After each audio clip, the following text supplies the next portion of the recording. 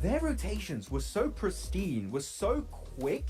They would get in the circle before anyone else and in really good POIs typically. So are we going to see that same Alpha 7 in these Erangel games? Because if yes, I think they're really going to solidify a high rank in the top 7. I mean, I would love to see that for them. It's something that they're desperately needing, and I think they're going about it the right way. You're right. The timing has been pretty impeccable. They've been doing everything they need to do. They've been taking advantage of the teams they need to take advantage of. They're reading the lobby really, really well so far. That doesn't always translate into points, but what I always love seeing is a team that you can see what they're trying to do. You can see what they've got strategy. They're not just doing it randomly, and they've got ideas. And so for a team like Alpha 7, who are obviously a very good team, but have just been struggling lately, it's nice to see that we're actually seeing a team that is like, no, we're on the ball with these rotations. We're on the ball with this timing. Yeah. It's very hopeful. What I'm really hopeful about is not just the rotational potential of this team, right? I mean, especially for you, Hodgix, covering Americas, but it's so cool seeing the rise of Guizhou and Obscure on this storied roster, on this storied org of Alpha 7. And last game on Rondo in particular, oh my goodness, they put up such a great showing versus RA, and even I think there was a potential third party happening from APG and Virtus Pro in the wings, and they were fully ready for that. So this is Alpha 7 2.0, and I'm here for it. This storyline we're seeing built up in front of our very eyes here in the Gauntlet stage is beautiful, and this is Brazil stepping up with a new generation of top-tier players that are here to claim a trophy on the global stage. I mean, you heard Rebel say it himself in the interview with Seven, right? He was just like, you know what? I think they already surpassed me. And it's crazy to see just how well these other players are doing, right? Just kind of looking at some of the player stats, right? Obscure, yesterday, he got 10 eliminations, 12 knocks. The player below him, Guizhou, with 5 eliminations and 4 knocks, right? Carrillo had 4. Rebel had 3 eliminations, right? So Obscure more than doubled that of his second teammate, and that's Guizhou, right, Max? So, I mean, Alpha 7, we know what these guys are capable of. We saw it in Erangel, right? They love that rotating to the hard shift side, kind of what we just saw Regnum Karya do in this last match, right? They did that, ended up doing that twice, got a good game under their belts. So when it comes to Alpha 7, I just think it's about just waking up on that consistency. I want to see that a little bit more aggressive Alpha 7 here, Neptura, because I see them just kind of playing a little bit more calculated rather than that hyper aggressive Alpha 7 they're kind of known for.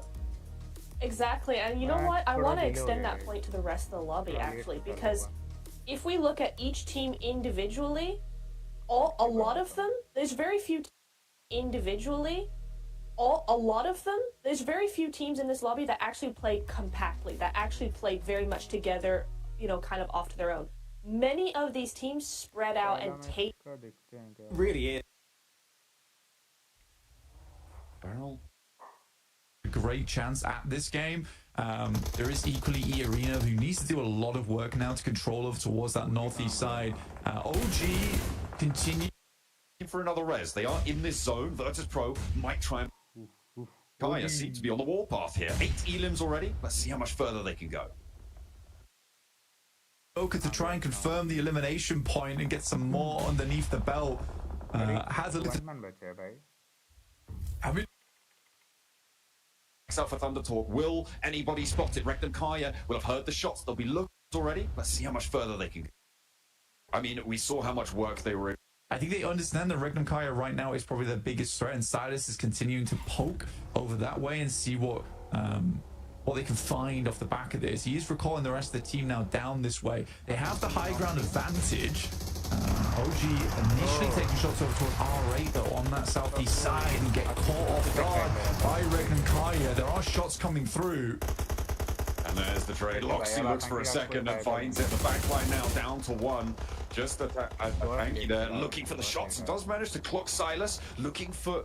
Now Loxy getting backed off the angle. Only 1 player now as the flushes are confirmed for Regnum Kaya. Silas, unlikely to get rezzed here, Blank. I mean, they could put him in a vehicle and see if he can get on forwards, drive him on in. But I think it might be more worthwhile to just send your 3 players away, not try and spend that time.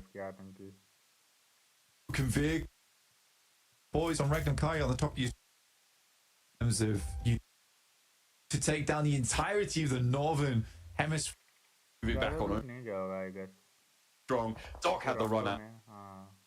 reset here. Tanky finally may actually have to stand up and take a fight, but the nade is just too strong. Doc had the run out as well, and it will be the end. There's going to be quite a few squads that are going to be so far down the leaderboards that they don't have any chance of making it to the top 7 here, Max, right? So when that happens, typically the last few matches are not typical of what the whole tournament was like, right? The teams that know that they're not going to make it are playing super loose. Maybe they go crazy, start pushing everybody, or they're just like, hey, you know what? See you guys in the group stage. We'll make something happen from there, right? So I think considering that, Max, teams more than ever just realize how important it is to put points up here and now rather than waiting to the end of the game, right? Yeah, no, exactly. It's going to be changed up quite significantly into this. But actually, I want to go a little bit deeper on what you said about the later stages of the Gauntlet change significantly, Hodgix, because I think it brings up a very interesting scenario where, because you need to be in top 7, right? It's very forgiving if you're in, let's say, top 3 in last 2-3 games of tomorrow. Like if you're looking at Thunder Talk, Mad Balls, R8, maybe Orangutan.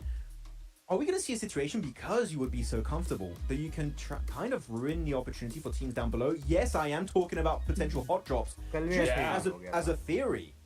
Here, just to have a conversation.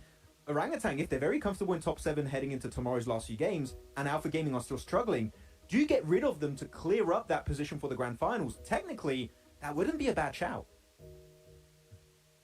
I don't think so, right? I mean, that's the thing. She's so silent. She fully agrees with my point. Thank you. Yeah, it's a hard one for me because I don't normally love that tactic. For a couple of different reasons, I don't feel like it really does all that much, because if a team is, yes, if it's like, you know, a few points away, whatever, but I don't always love it. But then we're always talking about teams that are further below trying to ruin, you know, some potential chances for teams a few places ahead of them, where here I think in this instance you're talking the other way around, right? It could work. It could, you know, just try and solidify their dominance in certain situations, right? It's like, you know, we're gonna hot drop you in Chumacera again because you're not doing well, and we want to make sure that going into the finals you're not gonna drop here again. That could be something that might be worth the effort, because otherwise, I just don't really see the point. Yeah, I'm mainly talking for the fact of clearing up a drop location for the finals. I think there's definitely a long-term incentive to do it. For example, you can also, I brought up OG and APG because it's the funny meme one to bring up right now, right? But otherwise, GS team. I think a lot of teams want to try and get rid of them, such as maybe APG if they're able to climb up the rankings a bit. Alpha 7, Wolves want to try and get rid of them. Maybe even GK because of their Rondo drop location. Again, that's dependent on what the leaderboards look like entering into tomorrow's 6 matches. So yeah, definitely, you got to keep in mind that if you're not comfortable going into day 3, you could be in a little bit of trouble, because if you are sharing a drop location, chances are that team does not want to share it going into the finals, where again, you're fighting for the lion's share of $3 million prize pool. So I would backstab some people for that. Hell yeah. Maybe not you guys. That's a lot of money. Guys, you're safe. Yeah. You know, a lot of money on the line here. And you know what's typical? You know, I honestly, this is one of my biggest pet peeves about competitive PUBG Mobile, right? Is we don't normally see squads like do these crazy drops towards the end, right? Which is what I would do, because I'm like, hey, why not, right? We got such a huge lead. We can do whatever the heck we want. But for some reason, they continue to play the kind of like the same game they've been playing, right? But one thing that I think really makes a big difference, Neptura, is if you want to take out a squad, you could just say, let's go ahead and we get into a fight with them early on. Hey, we could just make sure they go out. We could take them out no matter what here towards the end. So I think those mid-game fights, things can get a lot spicier, Neptura. Oh, absolutely. You know what? You want to take a team out on rotation? Absolutely. That's minimal risk to yourself and all the damage onto them. I would love something like that for that to happen. Well, let's see what's going to happen here in match number 2. First air gale of the day. Let's take it on over to John and Blake for match number 2. अपना अगला angle है prediction लगाओ. And you know what that plane means. We are heading into match 8 of our 18 match set here. And day 2 will continue to unfold. We put the recall beacons to rest. Don't worry, if you're not a fan, you're not going to be seeing them here on Erangel. We are going to be back to basics here. So APG, you can't be losing all your players right at the start of the match. That's a free bit of advice. I won't bill you for it. Very well done. It's good advice as well. Necessary advice on a map with no recalls. But we are heading from the western side, direct south plane path from the north down towards Ferry Pier. A little bit more difficult to head over towards the eastern side of the map, but Alpha 7 getting out nice and early over towards the, I guess you could call it a slight Zaki North George split that I like to go for here. R8 also out early. R8 consistently being in the vicinity of Alpha 7. Seems like it's a bit of a grudge match going on there. And Thunder Talk dropping very, very close over towards OG on the north side. That is potentially dangerous for OG. Thunder Talk at the top of the tables. We've seen what they can do. Although, at the moment, OG a little bit isolated from them in Severny, and maybe the Thunder Talk try and grab a vehicle, head out to the east coast here. Getting stuck into a fight in Severny this early on, without the circle being confirmed, especially now, Blank, because we've got a military circle. Yeah, immediately, there's the vehicle icon, on you go. That might mean that the hot drop on the south side might get a little bit more intense, but it is going to be a military island circle here. It's pretty much guaranteed at this point. GS actually dropping down towards the southwest here instead of dropping on military base, so APG should have this all to themselves. Wolves, you can see here, getting themselves into vehicles and maybe moving across, but that is a heck of a lot of teams already on Sosnovka this early, sort of predicated by the fact that the plane path was so southern, and on the western side you have to split across the entirety of the map, and that includes the South Island. So quite fortuitous for teams like EK as well as Virtus Pro, who don't normally drop down in this position. They get a really good head start, but also that makes crossing on the western side quite difficult. And I think for Wolves, this is somewhat of, I might call it a mistake. I think they were so close towards that south side that maybe they should have shifted over towards the east, understanding that was a little bit of an easier one to go for. We do have an in-game interview coming up shortly, but in the meantime we're going to keep focused on the map here. I think Kara makes the correct play. Currently they're rotating on the east bridge, and I think that's the smarter play here. There's going to be a lot more space to work with going forward for themselves, rather than get themselves mixed in with Virtus Pro as well as GS. Let's head over to the stage for an interview with Reckon Kaya. Welcome back to a quick report with the 7WG. This time I'm joined by the PMGO winner, Silas from Regnum Karya. Silas, yesterday's performance was very lackluster. What was the main thing that you guys changed from yesterday to today? Valla bugünkü performans pek iyi değildi. Dünden bugüne ne değiştirdiniz? Aslında gün yeni başladı. Neyin değiştiğini gün ilerledikçe göreceğiz. Rondo'yu biraz çalıştım. Bireysel olarak gezdim. O yüzden bu maçı güzel oynadık. So it's just the starting of the day, so we will see later what we change. But I personally actually studied Rondo personally, so we will see what's going to happen. And talking about Rondo, I mean, Thunder Talk getting their back-to-back win. They win the last game yesterday. They win this one. Is that a team that is also causing you issues, maybe going into Erangel? Valla Rondo'da Thunder Talk güzel oynadı dün de bugün de. Sizi zorluğa çektirdi. Gelecekte çıkarabilecek mi daha? Yani havaya alışmak, ilk gün havaya alıştık diyelim. İkinci günde çok fazla, yani bugün çok zorluk çekeceğimizi sanmıyorum. Bugün daha çok alışacağız, sonraki gün daha çok alışacağız. Finale çıkarsak da tam bir şekilde hakkını vereceğiz. Yesterday it took us to get used to the Rondo, but right now we will practice more onto it and make it better. And if we can make it grand final, we will redeem it. All right, well, I'm hoping the performance here in Erangel coming up is going to be good. Back to you guys.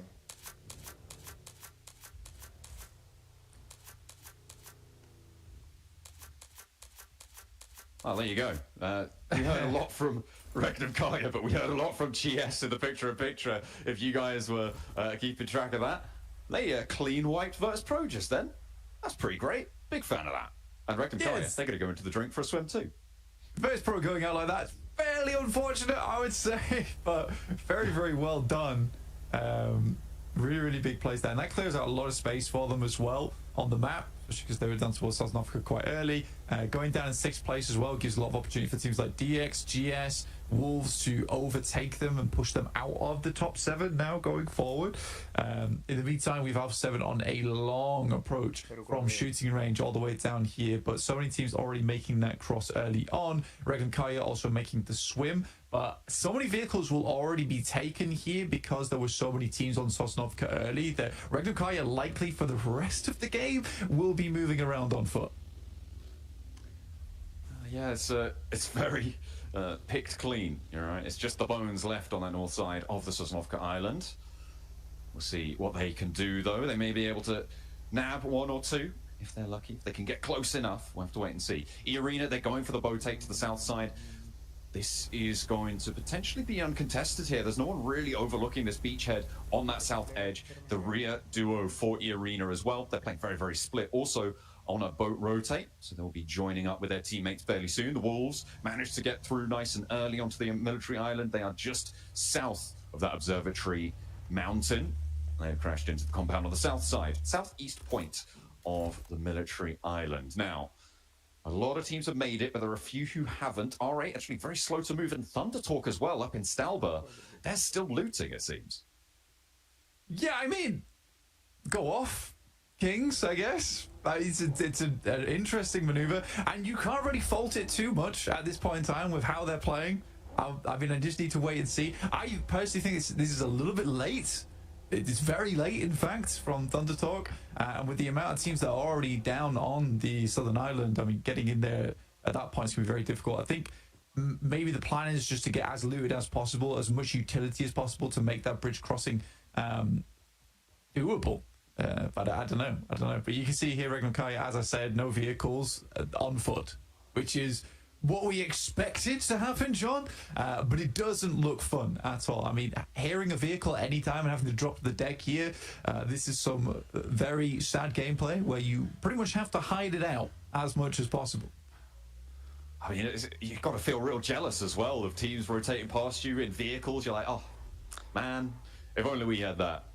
We could do super well this game. And Regnum Karya looking to convert on their last match as well would be a brilliant result. As we're looking over towards those bridges. Actually, the crossings so far have been basically uncontested, Black. I mean, it's only Virtus Pro who have gone down, but that wasn't on a crossing position. That was on just a fight for a compound once the crossing had already happened. It was. Only 5 teams have remained to cross. And that's what they're looking for at the moment. Mad Bulls, R8 off in the distance up towards South George. Alpha 7 just passing Lipovka now. Orangutan as well, getting past Prison, past Shelter and Milter. The bridge on the east side currently, I mean, it's GK, right, who are going to be overlooking it from that observatory mountain. I think for GK, it's actually a really strong spot to be playing. We've seen multiple times, multiple teams win from that position on the map. It does require you to get a bit of an eastern shift on the circle. But this is already quite eastern anyway. A lot of water off towards Novorobnoye. So it's likely this is going to cut back in towards the mainland. So there is a high chance that it ends up around Observatory in the end game. I don't mind Kara's position too much. I mean, what they're doing is essentially just holding out teams like Alpha 7 who are going to be coming in from that side. Still no sign of Thunder Talk just yet, by the way. Still on the northern side of the map. Looks like they're bowing out this match, it seems. You know, they've been playing so much more than everybody else at this point. You know, they needed a little break. They're making their way down from Stalber. It is still stage 2, but those crossings, I mean, especially now, you've got to wonder if Thunder Talk are going to be able to make it. That southeast coast is going to be lined with landmines for them to step on if they try and make their way in there. Wolves now in for a fight with GS potentially. GS were able to win it out against Virtus Pro. Will the Wolves, who are just behind them on the tables, be able to do what Virtus Pro could not? I mean, for Wolves, there's, again, I think they have a similar issue to Virtus Pro where we're not seeing them respect a lot of sidelines in these matches. That's the thing that worries me, is that, yes, the gameplay is not too bad, the rotations aren't too bad, but there's a lot of these moments where they're making some careless maneuvers, which I would like to see improved overall from quite a few different teams. I mean, Alpha Gaming even falls prey to this as well, where I don't think they're respecting other teams very much at all in these matches, and I think that's what is coming back to bite them. Even that last match that we just saw on Rondo, there was a lot of good chances for them to really kick off and start having a great game. Unfortunately, because they kept taking shots, kept taking these angles which were open to the likes of Virtus Pro, open to the likes of Thunder Talk, they slowly blew out players. And I don't think that was great, because from the initial moment, you know, the 4-man split was weird. And then getting further into the game, I was like, okay, there is a 4-man, this doesn't look too bad.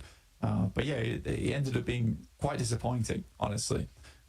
But we'll wait and see. I mean, they get to start in the melee base this time. No contest, other than Regnum Kaya, I guess, who are hiding over on that north side, just trying to live this game out as long as possible. Mainly trying to find some set of wheels, basically, Joe. That is kind of the name of the game for Regnum Kaya right now. If they could pinch one, I'm sure that Alpha Gaming have on board, that would be brilliant, but position being known there. We've seen this from Alpha 7 in the past, Blank. They've taken to the skies. They are going to be heading over in the glider around on the east point here of Novo, trying to stay out of render distance of everybody else. Looks like they will be able to for just a little bit longer. Very dangerous place to land, though, because Kara have outposts all over. You've got to think they're going to spot this, and if they don't, somebody else will.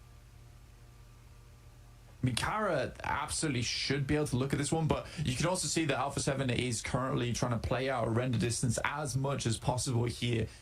You can see that Obscure and Guizao is going very, very wide here, down towards the south side. I think they're trying to look for a point where they can make their way in, but the amount of teams that are littered along the southern coast, I think it's going to be hard to find a runway and land here. I think most likely it's going to be a crash landing from Alpha 7 in the near future. I mean, you just don't expect the north side of Novo to be open, right? Like, it should be landing there if you have a map feed up like we do, but that's really difficult to call. The swim as well for Revo and Carrillo, that might draw the attention of Kara. It could prompt a little relocation, but Alpha 7, I mean, I'm seeing them approach on the south side in that glider. Wolves are going to take shots. GS are going to take shots. This is going to get nasty. Yeah, it's always an interesting thing watching like high-level gameplay at an international scale, because everyone has the same idea.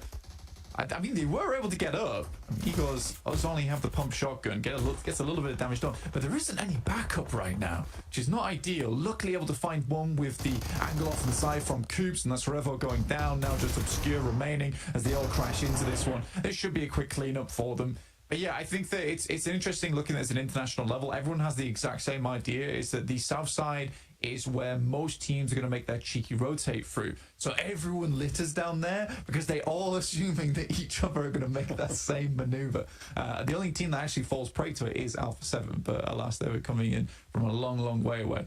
Again, no sign of Thunder Talk just yet. They're still traveling like Frodo Baggins right now on their way to Sosnovka. There and back again. Goodness me. They are really going to have to get in fairly soon, because it's getting to be the blue zone's going to hurt a lot. They started obviously in Stalber. They were slowly rotating down. Also, R8 was struggling to make their way on through. As Alpha Gaming seemed to have spotted Regnum Kaya making their way on foot. And unfortunately, I think Regnum Kaya, they've lost a player there. Far from ideal. And they'll be playing on as 3. Still fairly split and still very, very slow. Yeah, I think for Regnum Kaya, it's a rough one. I mean, I think what you have to do there is commit a little bit earlier to an eastern crossing. I don't think that the swim is that bad, but under the assumption the circle is so far off towards that east side that it's likely going to center up on observatory, which it is currently doing, by the way, so we were correct in that assessment. I think that you have to risk the eastern crossing as opposed to trying to play on the beachhead and the three building compounds around that area. I think that's what Regnum Kaya are trying to go for. It's a very European approach, I'll say it that way, but I think in this instance it's not correct. Yeah, maybe different decisions to be made in the future, but military circles always fun. Oh my god! GK getting the shift. Oh, there they I are. think I've spotted what you've noticed. They're on the map, Blank. It's Thunder Talk on the North Bridge, and Orangutan are going to be holding them out. The circle goes still towards GK's favour on that observatory mountain. Well, let's take a look at this bridge cam, because the health bars on Thunder Talk are going to be low here. They step out, and immediately the first goes. The next as well, looking for the spray down. The backup from across the way as well is good. 2 players now stand for Thunder Talk, and the blue zone is hurting. I think the craziest thing about this is that OG expects a team to be rotating at stage 4 into the circle on the eastern side. I mean, it's a great pickup. It really, really is. But fantastically done. I mean, Aru's on the ball here, waiting for Thunder Talk to approach, and that is the top squad going down to 1 player from OG. Very, very well played. And now they can figure out how they want to move down, because you'd assume at this point for OG that there isn't going to be another team tailing Thunder Talk. If they were, it's likely Thunder Talk would have had to have fought a little bit earlier out on the coastal side, in which case OG would have heard it. So this is great in terms for OG for clearing that northern edge and understanding that now they can push south without worrying about their 180. So very smart. They managed to take 2 players down, but there is still a little bit of life in Thunder Talk, and you can't count them out. A big flex out came through from Orangutan, from OG, both sides, WizGod and Atanki moving into position to try and pick up the scraps on the last 2 players. They couldn't find the angle. Thunder Talk able to keep it under control for their final 2 players. And this is so open because of all of the teams moving to that south side, as what you were talking about earlier. Because of the teams all putting pressure down south, that ability to move is what OG have capitalized on there well on that north side.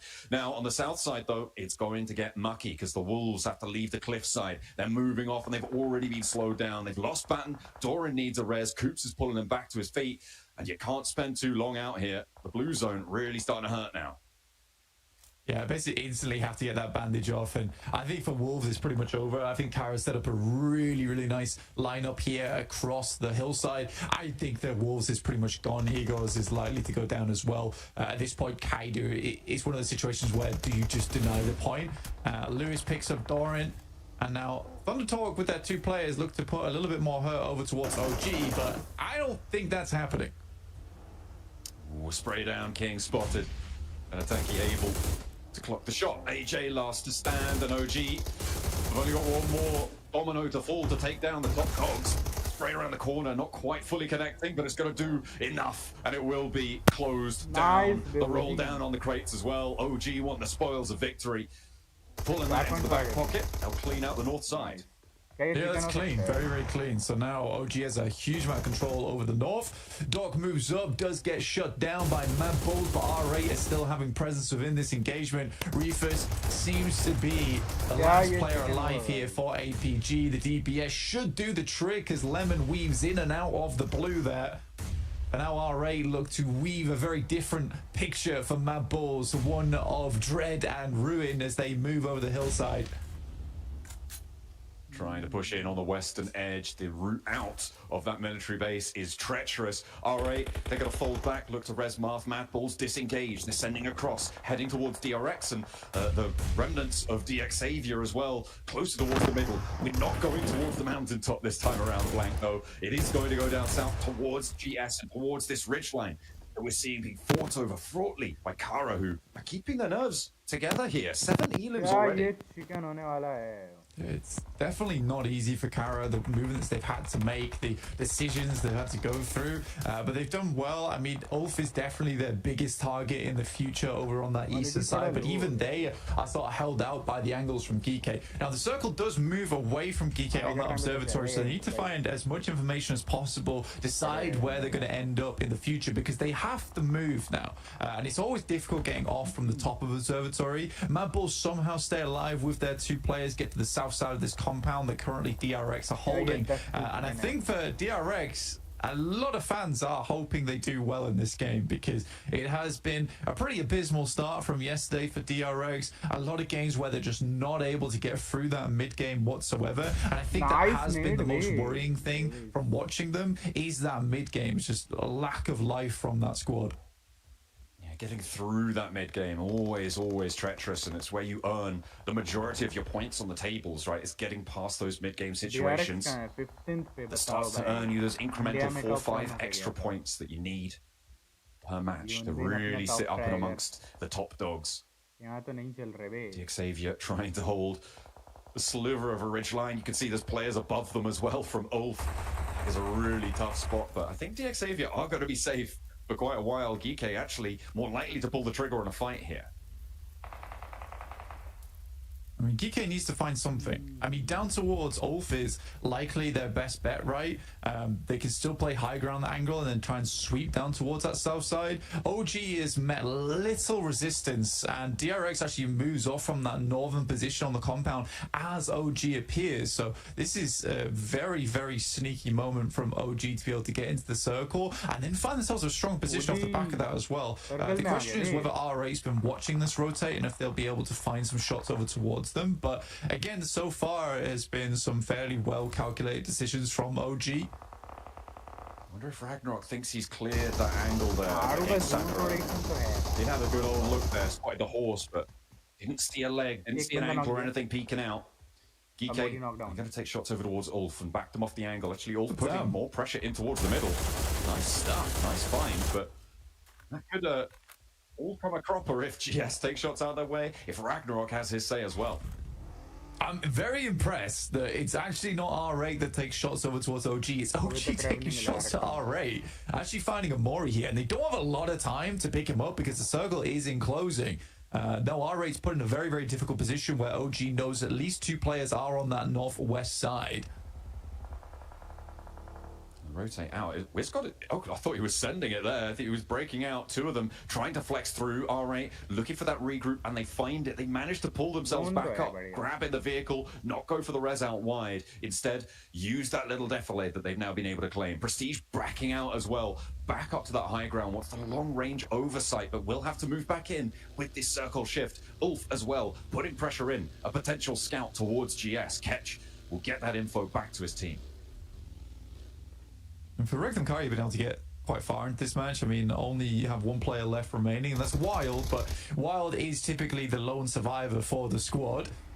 OG really taking good use of this hovercraft. No one's really looked at them, so they're having this hovercraft far into the late game is really quite a big deal. Nade's starting to pour out over the top now. A little bit of damage surely should be done, but the nades just bounce a little bit too far. Nade swings back down to the top side, dribbles down just a little bit. Another one goes through. More damage on towards OG now. 1 player fairly low in Aru.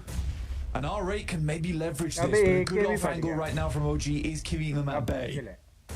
Oh, nice another one. nade, another knock. Nice. There's no punishment really being seen in return. Nice. Finally, Marth goes down. There was a third party as well, I think, from GK on the high ground to take a shot over towards one of the players from OG who has now been flushed away. Trying to flex out. This is where the off angle from Prestige really needs to come in clutch. Stopping this fight. The smoke's over the ridgeline. They want to keep the momentum going, but R8 back off the angle. The nade's not quite connecting where they need to. Marth potentially. No, it goes too long. The cook not quite right there, but that one's good. A tanky sends it back his way. And Aru again so low, but not going down just yet.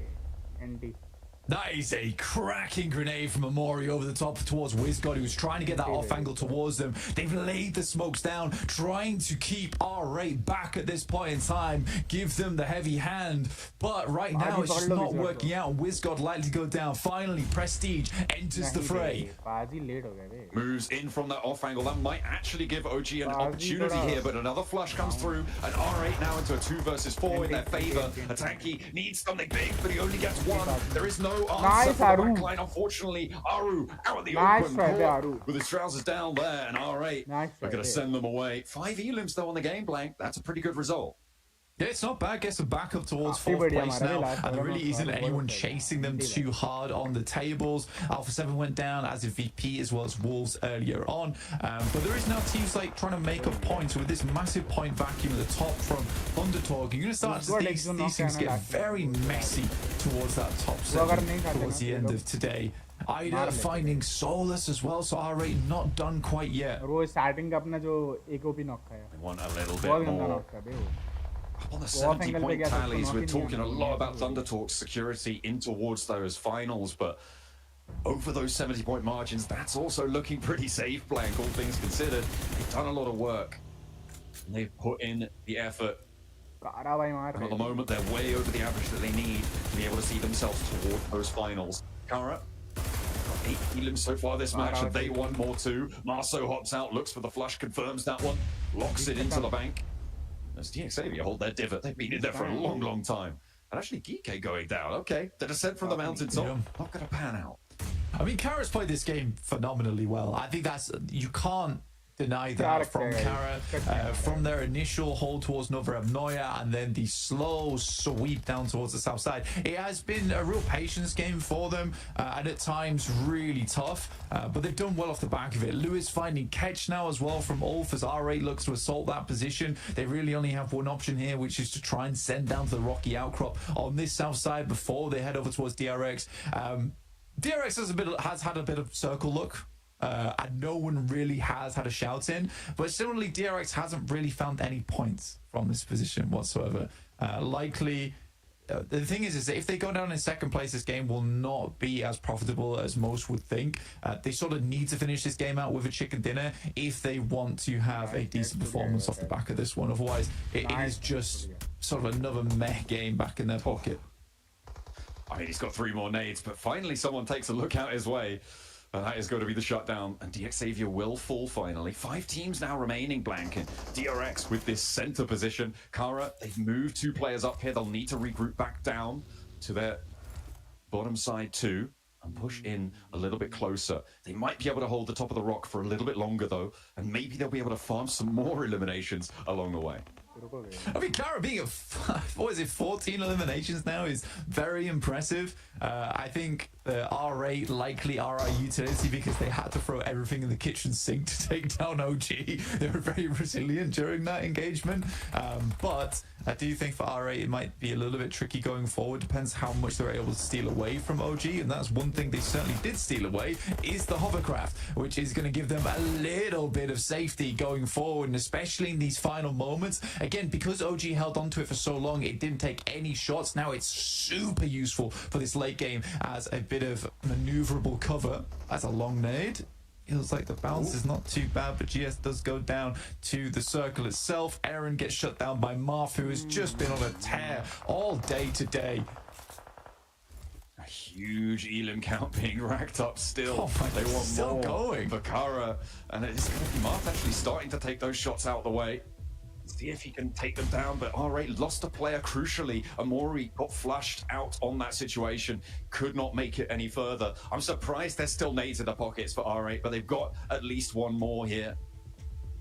They want to try and find the opening to Kara. DRX, they've got everything on side right now. It is a question of who's getting second place in my mind. It's going to be very, very difficult to take DRX out of this one. Yeah, I mean, for DRX, this is a freebie game, right? They haven't really done much whatsoever.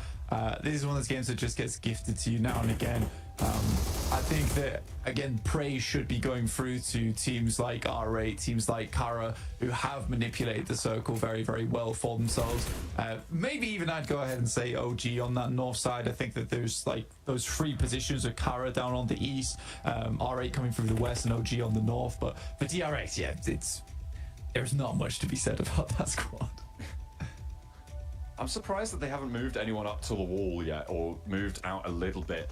They're kind of allowing ground here, a little bit. Maybe timid, cowards. No, definitely not. That's a bit too much. But I mean, it should be theirs under control. They know that these 2 teams outside can't really move up unscathed, but Kara are going to give it a go.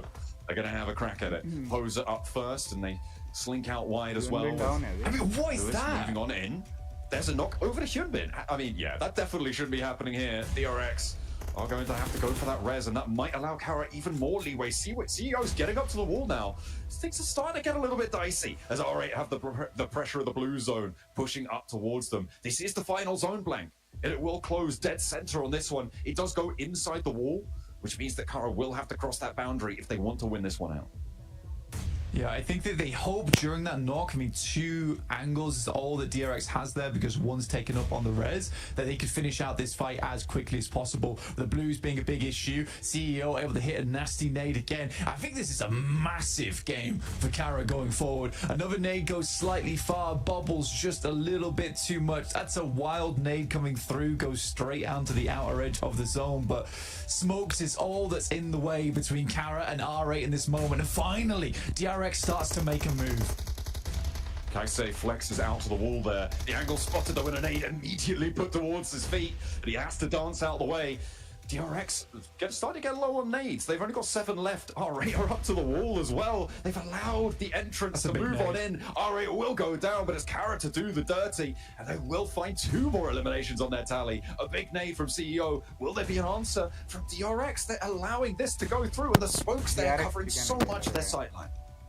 I mean, the big difference right now is Kara is incredibly hot coming into this engagement, whereas DRX feeling very cold off this game. They've not done too much. It's the 4v3 and the 19 elims on this game for Kara. The Crows are flying strong here, but they take initial knock. They're trying to get the damage done. Hyunbin alive for the time being. The bullet scraping his backpack. Not quite able to finish the job though. They swap over to the next vehicle, and it leaves Poser as a solo. DRX finally able to keep themselves standing. Hyunbin gets the res. 1 knock is all they'll find, and Kara denied the 20-point elim game. They will go down in second place. DRX able to hold their nerve right at the end. every single buckle blown off the back of that backpack in those final moments for Hyunbin. But the fact that he stays alive actually is the thing that gives him the chance, because so much time was wasted there for Kara versus Hyunbin. I think if they get that knock, there's a potential for a 3v4. I think Kara is really feeling that game, but still 19 points. That's a 25-point game coming through from Kara. Incredible scenes here at the Gauntlet. A massive jump up for Kara. That has got to feel real good to be able to leapfrog all the way up the tables as they have just done. We've been waiting for it. We've seen some stuff from them previously in their regional positions, but up until now, sort of a little bit lacking. They did have a third place towards the end of yesterday, but it is good to see them finding a little bit more power into these situations. Absolutely. And I think for Kara, again, they played it well. They have strong players on side. They're not the most well-known players in the world from that particular region, but they have all played for multiple years and are all veterans of the game, which is very good to see. But again, I think for DRX, it is just a little bit lackluster win. In the meantime, we'll see what the desk had to say about that match.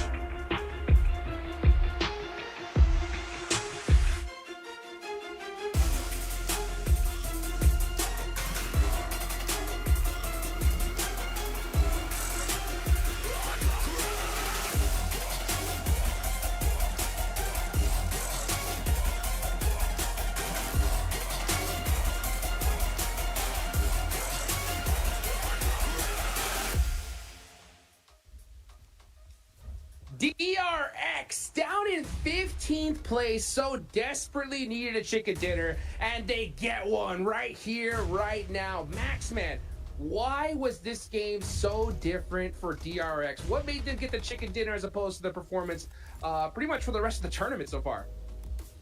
Oh, I was hoping you wouldn't ask me that question. They got circle gifted, okay? you want me? Unfortunately, it is a win they desperately needed, okay? Don't get me wrong. They were in 15th position before this game. They were circle blessed. Luckily enough, they do go for that big push onto the side of Kara, as you can see here in this finishing blow moment. And they do get themselves some really good swarm moments around Poser, get himself the wrap up, and get himself that chicken dinner. But it was definitely circle blessed. And it is not the win I wanted to see, Nitro, to be completely honest from them. A bit more presence when they do get eventually a chicken dinner. But you know what? As you stated before, we got on the desk here, that give them a little bit more of a confidence boost to finally initiate that ascent in the rankings. I 100% think that's the case because of the way they switched the flip, or flipped the switch, that's the one. They flipped the switch. As soon as they decided, okay, now's the time to go, they went for it. That was the DRX we're used to seeing. So I think now they've got points, they're out of 15th place, they can relax a little bit, take a breath and go, okay, we've got a win. Yes, it was kind of handed to us, but we took it in the end. We've come back to where we need to be. Now let's go forward the way we want to play. So I really am hopeful for them now. Sure. I mean, Sizzy, you can look at his face. He's just like, yeah, it's not quite the win we wanted.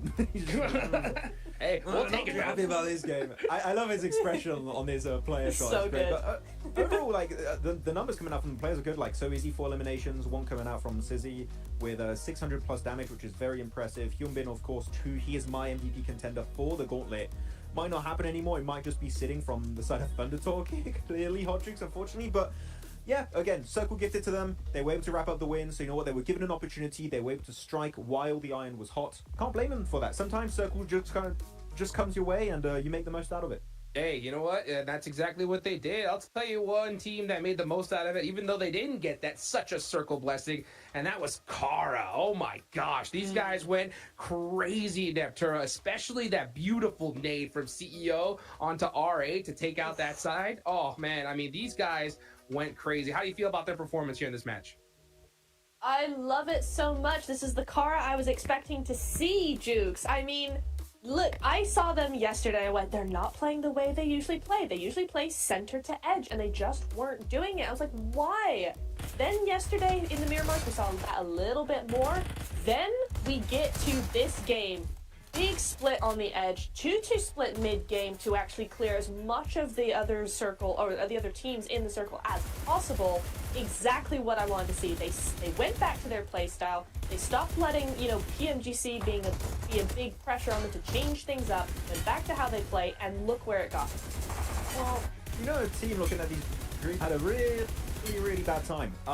It was Alpha 7. The glider rotation into also 2 players swimming into Nova itself didn't work out.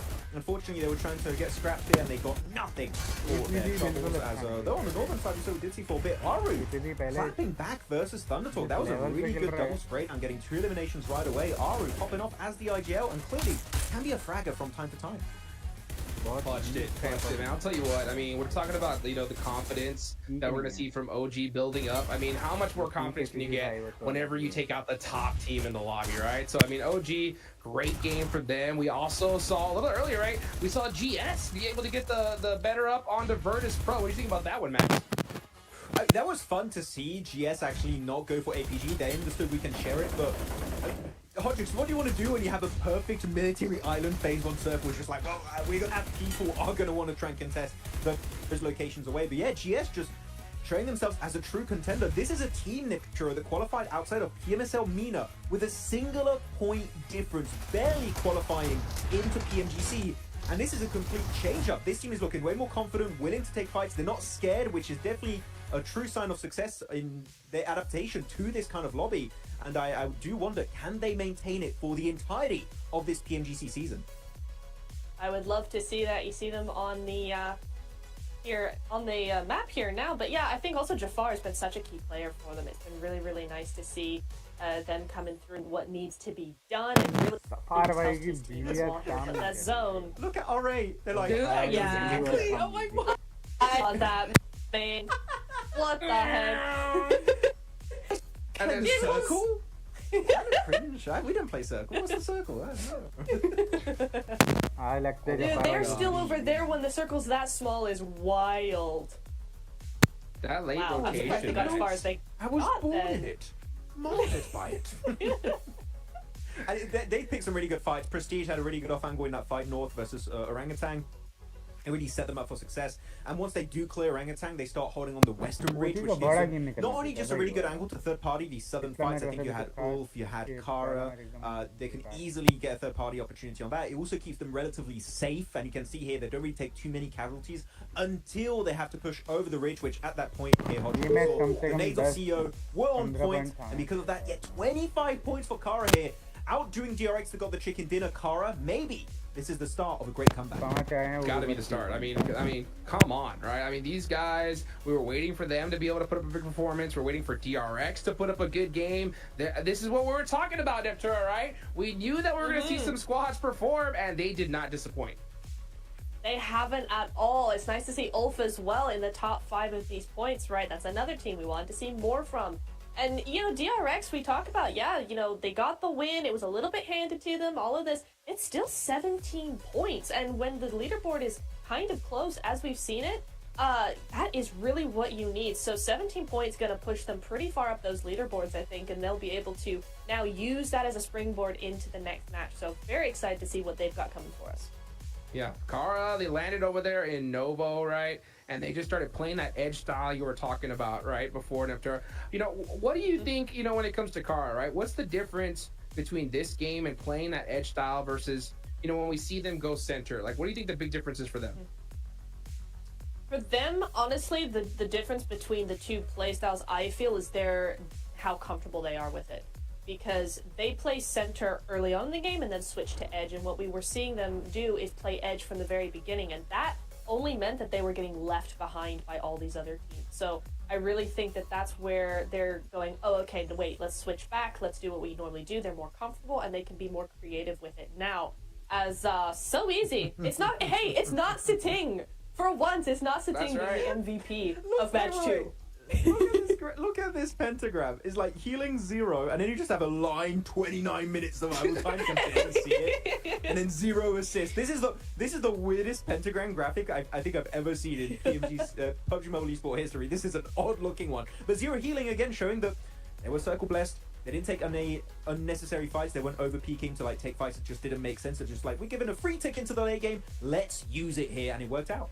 Yeah, man, oh boy, did it. Look at DRX now in 11th place, 37 points. So that's at 9 away from that 7th place position. By the way, guys, if you don't know already, it's 7 spots that are going straight to the grand finals. everybody else is going to be going to that group stage, right? So looking at these leaderboards, Max, okay, we're about to hit that halfway mark, right? You got GK all the way at the bottom. What is it going to take for these guys to finally wake up?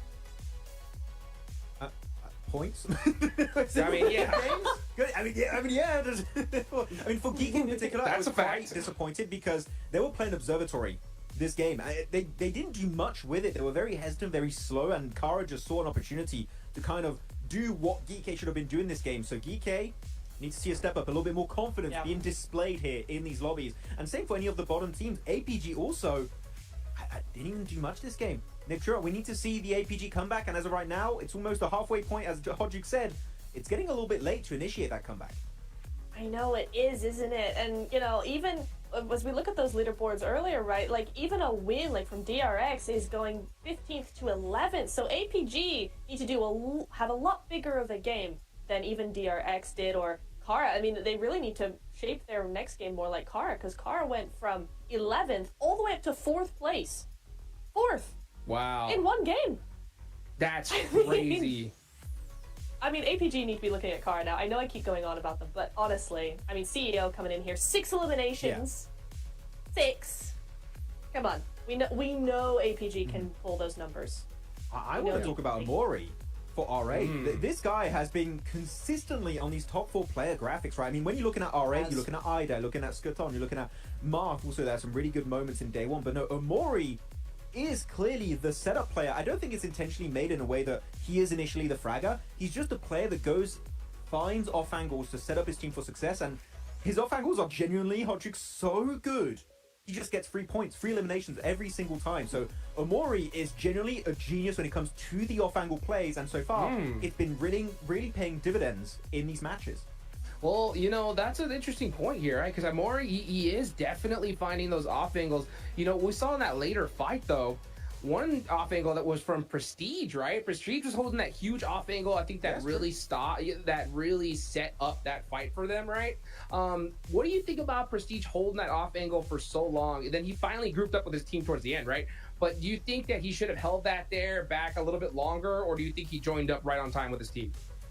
I think it was used perfectly, actually, in that fight there, Hodgick. The way he was playing it, relatively passive, I would say. He was just trying to keep Orangutan in check and stop Orangutan from bleeding over that ridge. If Prestige is not in that position, I think Orangutan keep hitting some of those great nades they had in that fight, and they just completely overwhelm R8. Prestige's off angle is the only thing that kept Orangutan in check. So Niptura looking at R8, everyone, it feels like, on the team can pull off angles. I know Marth can do it since spring of this year, so they're just all off angle players. maybe that's the strat. Honestly, it is kind of the strat. I mean, you see time and time again when you look at fights, very rarely is a fight won by 4v4 just right in front of each other. It's always a sneaky little off angle. It's always somebody wide wrapping that just provides that cover, you know, pushes a team into a corner and stops them from doing what they need to do to defend themselves well. So, you know, it is, if you have a team of all off-angle players, honestly, I find that that's probably like one of the best strats you can possibly have, just because it gives you that flexibility to do whatever you want and surprise them however you can.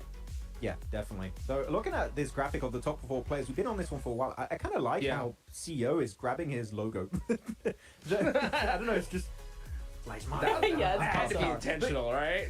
Yeah. I mean, you look at this performance of CEO, it makes sense why he was on S2G. If you guys don't know, by the way, a little history lesson for CEO. He was on S2G. He was part of the biggest org in Turkey. That shows how much potential this guy actually has. He was part of the rising older generation of PUBG Mobile Esport, and he's still putting up numbers.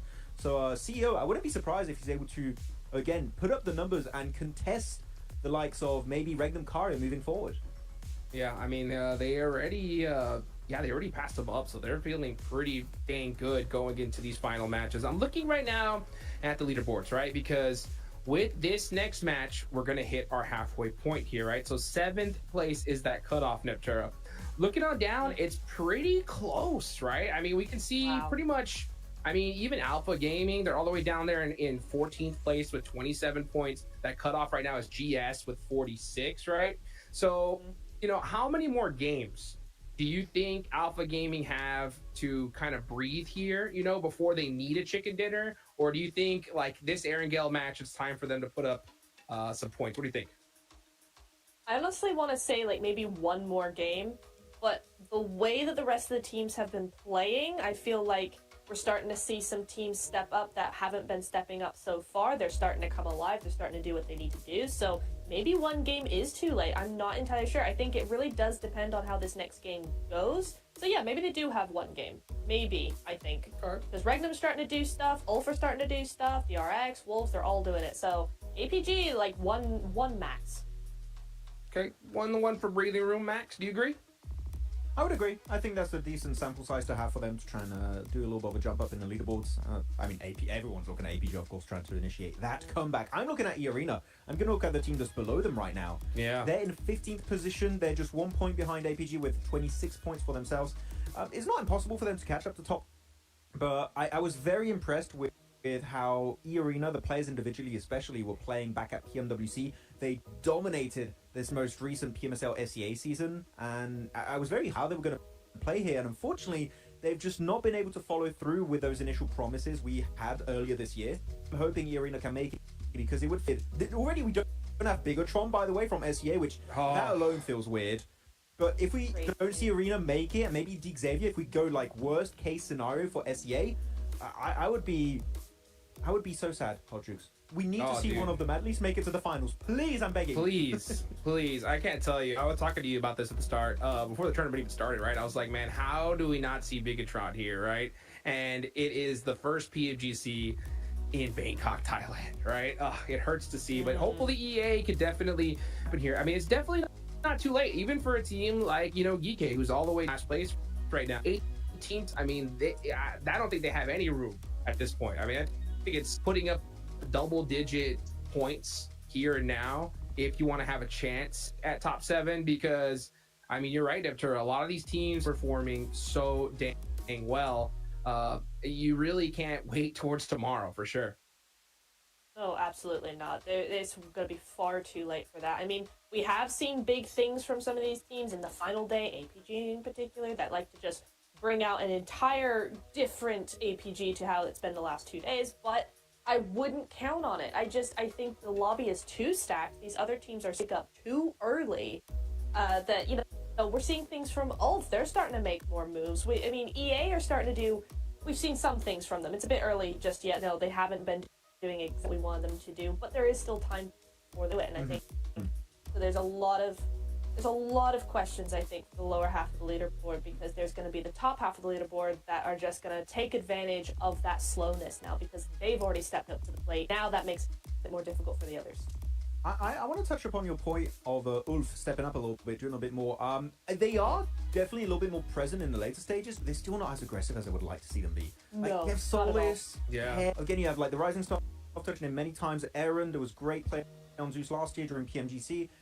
They are not. Then actually, I'm going to be very harsh here, Hodrix. They're nowhere near the level of play that I know these guys can provide in these matches. Sure. They're nowhere near. I want to see a big change up, because at this current pace, I don't think they deserve to be in the finals. So I need to see them at least attempt to take fights, and that alone would give me a little bit more hope that Ulf maybe can make it to the next step and reach the finals. Well, that's totally fair. We've seen a lot of teams on that second page do it. Will Ulf be able to do it right here, right now? Let's see if it's going to happen. Let's go ahead and take it on over to John and Blank to wrap up the first half of the Gauntlet.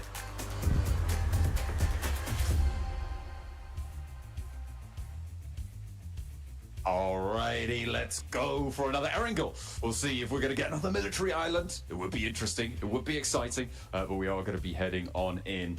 My name is John Allen. With me is, of course, Blank. And we're going to be getting stuck into this one. A close down at the end there for DRX to keep things under control. But we'll have to maintain a hopeful situation that we'll see something a little bit better from them this time around, even if it will result in a win. I would much just prefer to see another Kara performance. The 19 Elim game was phenomenal. Very, very fantastic stuff to watch unfold. And I mean, overall, their game plan was pretty solid from start to finish. Sadly, weren't able to take on DRX. And again, it's from basically an open field with a couple of trees versus an entire compound. So DRX definitely had some advantage there, as well as having a bit more utility in those final moments. The fact they're able to hold them off for so long, it's like one of those situations where Kara, if they don't get that initial couple of knocks on towards DRX, they don't finish off R8, and I think that both get swarmed by DRX in that end game. But this is a west to east lane path, very kind one, first kind one we've seen today.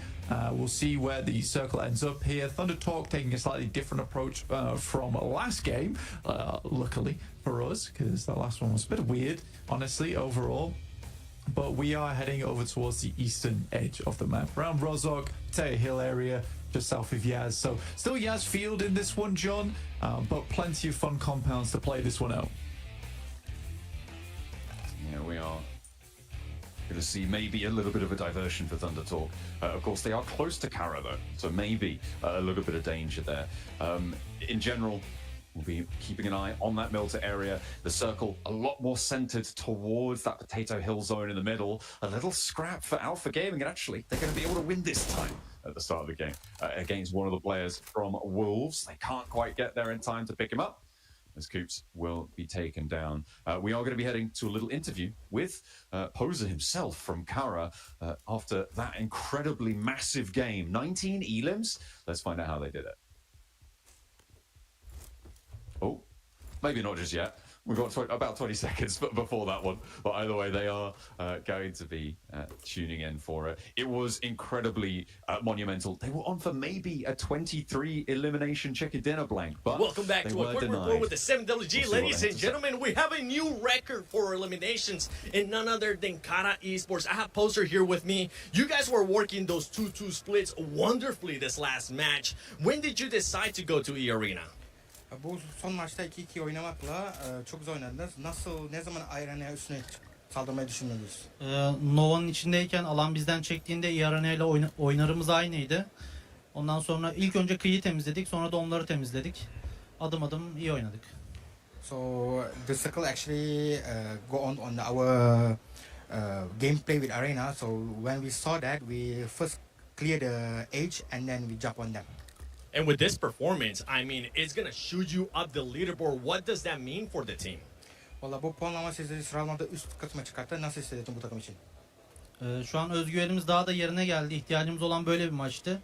Henüz potansiyelimizi göstermedik. Daha yeni başlıyoruz. So we got our confidence backs up, and then with this, we will show our performance that we can do better. Hey, I'm hoping it continues on. 19 eliminations. I know the Turkish crowd is going to be hyped. Back to you guys. Absolutely. It would be brilliant to see if they can carry that forwards. It is, however, very rare to see teams have two performances like that in a tournament. It would be something special. But we can always hope. Thunder Talk, though, they definitely had more than one of those performances. It is a rarity. Thunder Talk definitely a rarity in our games overall. 100 points, hit the century. Weren't able to get anything done on the last match, but again, they hit triple digits and thought themselves, let's take a short break. And we'll get right back to it over on the next angle here. Let's take a look at the leaderboards right now. There is that big jump off from third place down to fourth, with Mad Bulls in third place, dropping down towards Kara with 55 and OG at 51. But as you can see, it's around 10th place where we see our next real big fall off from 44 to 37. So there's a lot of teams battling out for this top 7 here, and it should make for an incredibly fun final day tomorrow, where all the teams could be dipping in and out from that top 7. We get a little replay on Doc getting the spray down onto Coops. They couldn't quite get away unscathed with the vehicle. Doc happy to have that point on side. A nice pickup found there. As we hop towards the middle of the circle, though, we're on board with Regnum Kaya, who have managed to take a very, very central compound, really important position as well, with a lot of sight lines out to control of the teams who are very likely going to be moving in fairly soon. We're now into our 6th minute of the match, and we'll see just who's going to be on the road nice and quickly. Hopefully, yeah, Thunder Talk, they're already moving. So we're not going to see another massive delay until, what is it, like zone 8 or something like that. They decided, oh yeah, we probably get towards the circle. R8 did it too, though. So, you know, it's not just them. It isn't. I mean, it was possible. I mean, it was fun watching that little breakdown of the pass taken with RA really on a bit of a journey themselves down from that northwest side, starting just underneath Alpha 7 there. But having way more success from their position. I mean, even just getting on that western side anyway was very, very tough. I mean, there were so many teams there at the start of the game. I do think Virtus.pro going down so early actually opened up a little bit more possibility for space taking on the western side of Sosnovka. So some fortuitous stuff did happen. I think for Kara, they didn't quite get that benefit. They really did have to fight it out for that position, indicated by obviously the amount of eliminations they were able to pick up in that last game. Your OG here on our screens, just the western side of Shelter. Just waiting to see what they want to do next in terms of scouting, where players are coming from. Regnum Karya left fairly early from their position, headed around where Dip is. And we'll just hold that out. With Ulf coming in from their northwest side, that is something they'll have to worry about in the short future.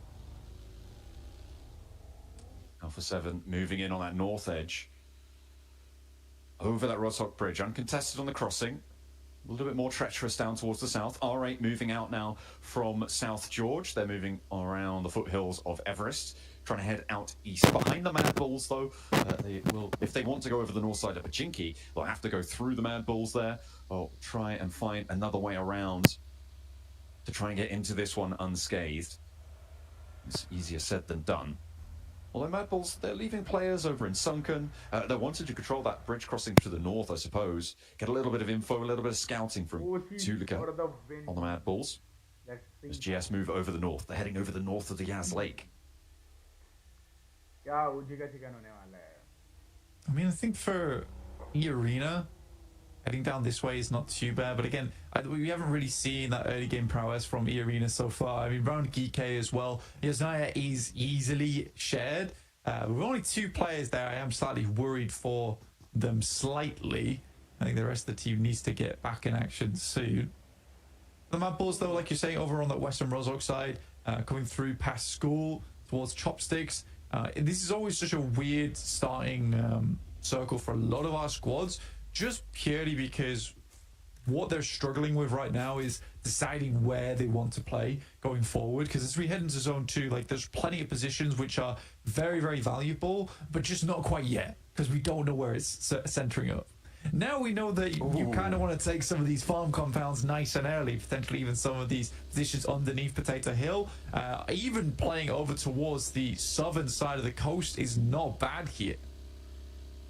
I mean, it makes the decision-making process a little bit easier. The execution phase, though, a lot more tricky for our IGLs, for our teams to try and enact their plans now. Everybody on a mad dash south, trying to get into a very limited set of positions. Ulf got to be charging in from that north side, a little bit split. They've got a backstop there for Solus, trying to regroup. Regnum Kaya clashing with DRX on the inside of a compound. You've got Ulf putting pressure on the north. You can't afford to go for a crash, as well as on the south coast entirely in the warehouses. DXavier, Wolves going back and forth here. Lamborn needs a pickup now. Paragin has to put the pin back in to save his teammate. Will be able to start that one. And Nate moves forward, securing it. They are on the inside. They should be fairly safe, but will they be allowed to get this res? Because there's more threat from the Wolves around the corner. And that's going to be Levi's taken out in the midst of it all. DXavier having a tough time on this pro.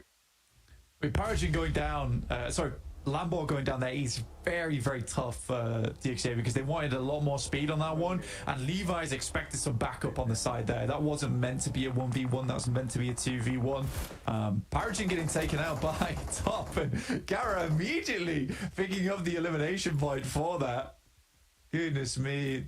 DXavier and Wolves now just bottom of the pecking order right now. That's unfortunate. I think DXavier can't really leave from this building either with the 2 sightlines that are set up here, John.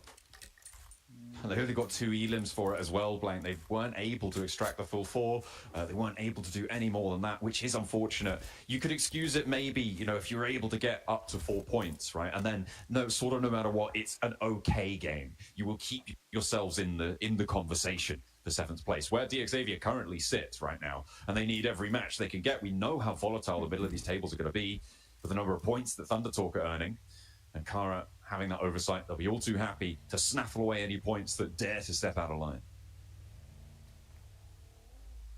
So, I mean, the center of the circle is pretty packed right now. You got Kara and the Regnum Kari just above them, and the DRX holding quite central, but in the open zone. Mapple spots the team crossing along the way. It is GS, and they're happy to chase this one down with a mobile turret in the vehicle. It's 3 players in 3 cars, so I think they're assuming they can take those shots quite frequently, but they decide to back it off. They don't want to deal with that angle for too much longer. And a building gets taken up by GS. It is on the northern side of the zone, though, so it is not massively likely it's going to end up there, but it will give GS a little bit of a long breath, right? A bit of relief in this match. That is enough. a Doran goes down. nade. What a post through the letterbox there on the nade. Beautiful stuff. Didn't even need a stamp. CEO able to hand deliver that one. Lovely stuff. Able to pick up the pieces as well. Now they're going to have to move a little bit further west, potentially. I mean, Kara should be able to hold this angle. See if they're able to do so against Thundertalker moving in on that coast side too. It's hard to make the correct decision on this one because as we head further down towards the south side of the map, it slopes downwards, right? So you don't really want to play those positions. I think Alpha Gaming actually has a very good chance from their spot. They have a lot of high ground oversight here. The issue is they're going to have to play that late game a little bit more aggressively, as the circle probably will move away from them. I think R8 has one of the more fixed positions inside of the circle. It's a lovely compound to play around with. Leaving it is slightly difficult because you do need to wrap around towards that northwest side, but in this instance it's really good because I don't think they're imagining that it's going to be a hard west shift on the circle, so this just gives them nice 180 oversight towards their eastern edge, and that's a lot of information to be gained off the back of that one. OG making a mad dash along the way over towards a small building they can potentially play the rest of the game in. Actually diverting one out to the shack as well, so they have got multiple angles. A run up made a little bit harder because of that. With 4 players alive, I'm only seeing 3 in the middle there, or maybe they are all 4 packed in. We'll have to wait and see just how they can hold the dead center here. They're in a little bit of a valley blank, so it is very much a standoff. They are committing to this location. It will be very, very difficult, if not impossible, to leave it. So they need to get the value in the mid game here with Elims. Yeah, I think it's a risky play, but it's high value reward if this does continue to center up because it's very much open ground around them. Like you say, leaving through the open ground is treacherous, but if they have to deal with teams walking up towards them, it should be a fairly easy hold. So I think for OG, it's a case where you play this position, and like you say, you are just committed to it now. But it is fairly central. They had no real other options other than playing sweep on the edge, and I think they're more comfortable playing this anyway. They're quite decent when it comes to holds, so we'll see what OG can do from this spot. It's a slightly early commit though at stage 3, but because it is so dead central and in a compound, I think you make that call here and now. Too far. Angles over towards Virtus Pro, the rest of GS as well. They moved out to the north side to try and have a breather, but they're being crushed down a little bit here. Virtus Pro have to turn around. They don't want to get stuck into that anymore. Little sweet drift there for Virtus Pro. Maybe they're reorienting. Maybe they do want to get stuck in. Okay, no, they're just biding their time and leaving tire marks on the grass. Someone's got to look after that. That's very inconsiderate to the groundskeepers. It is indeed. Thundertalk playing down towards the southern docks as all 4 players. There is a chance it does go down towards that south side. It's not always the greatest and latest of positions, but with a little cover and the little positions available in that spot, docks is not that bad. The question is how well you can hold it as a solo team. It does get to those points later on where you end up sharing that position on the east and the western side of it, often leaving the warehouse open as it's a bit easier to nade out. But I think that for Thundertalks, this is a good spot to play in going forward. Now, OG has an option now, because most teams are going to have to wrap around on the east and the west side, is whether they want to move a little bit close to the circle, play out in the open with some vehicles, or just stick to their guns. Fist on the inside, not going to win that one. The Arena able to find it in an immediate shutdown. Alpha Gaming not in a position to go for the backup there, and Zyol caught out in the open by R8 across the way. That's a couple 100 meters out there. A long shot coming on through. In the meantime, GK Regnum Kaya clashing on the inside here. You've got DRX on the north at this point too. Those nades are coming on through, but it is Regnum Kaya to draw first blood. However, it faded off. Flushes need to come through now, and Safety will be able to find it. Fortunately, it is taken down in the process. Kevin on the outside, though, looking to try and hunt down more Regnum Kaya players here as he steps forwards to Loxy. Low HP on Z-Wall. Can't really step too far in, but with a shotgun to play against, you know it's probably not super likely that you're going to go down through the consistent spray. Regnum Kaya, however, go down to DRX on the approach, and that is going to be an overwhelming force from DRX on the north side. Not timid this time around. I think the crazy thing is Kara gets shot in there, by the way, from all the way down the southwest side, able to pick up Loxy as he jumps out the building. Regnum Kaya just melted under the pressure there. DRX actually pick up a fairly decent spot for themselves, all in that short moment of time. I think they'll be very pleased with how that one turns out. In comes Ulf over towards Thundertalk's position. Again, like I said, this is a large area, difficult to hold as 4 players, and they're trying to gauge where exactly the Thundertalk players are currently. Luckily for Thundertalk, they always have this angle on top side. APG doing a good job to protect them from any target that comes towards them, and some fantastic nades are being lobbed up their way to secure some more points. Goodness me, Ulf, they try and move into the hills on the north side of this compound, but they're denied entry. Everybody with the third-party angles. Eren, though, has actually managed to make it for the south side, so a last player alive for Ulf. In the meantime, Doc now has more arena players to worry about. 3 players actually taking shots out his way. The rest of them trying to move through. He's forced out wide and taken down as soon as he moves. Sakura clocks him. And now Top has to try and find something in response because Doc is not getting back up. Yeah, it's a good third party coming through from the arena. They noticed there was fighting going down on this side, but it seems to be only one player. But RA currently in an engagement between them and VP. One player left alive for RA and nowhere near this engagement. It's Prestige looks to send some Molotovs in. It's a good position to throw them out, but VP immediately moving forward. Amori in the backlines in the shack, priming a nade of his own. It's a long toss on it, and big gamble, but doesn't hit on target. Prestige down in the smoke has been spotted now. Voston keeps his head on the swivel, spots the player down in the dirt, and leaves Amori the last to stand for R8 across the road. And actually OG are moving in on that north side, so that could be a big problem in their very near future. I think Alpha Gaming did just go down. Arena able to finish the job as the circle goes back towards the center of this one, leaving those cliff tops out of it. Yeah, I mean, OG can continue to play on this north side, but again, it's this question of where do they go next. I mean, luckily, because they cut out so much their position on that northern edge, they don't really have too many teams watching in of where they're going to maneuver next to.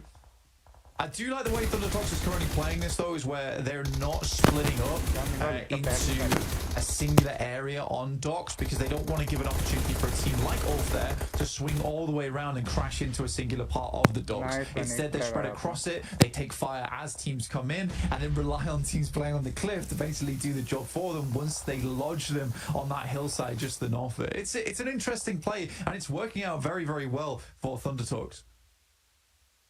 Arena going to have to make a move, and maybe Thundertalk will take some shots out their way, but I think Virtus Pro are going to be more preoccupied with holding them out.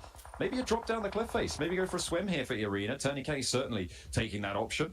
The question is, will they be spotted? Alpha 7 biding their time on the southeast side, but they do have to make a charge across the open ground here towards Mad Bulls, or, well, what's left of the Mad Bulls, rather. There's only 2 still standing there. Game's going to slow down a lot, but Kara actually has a very strong spot to work with. There are 4 players as well looking for another huge game for themselves.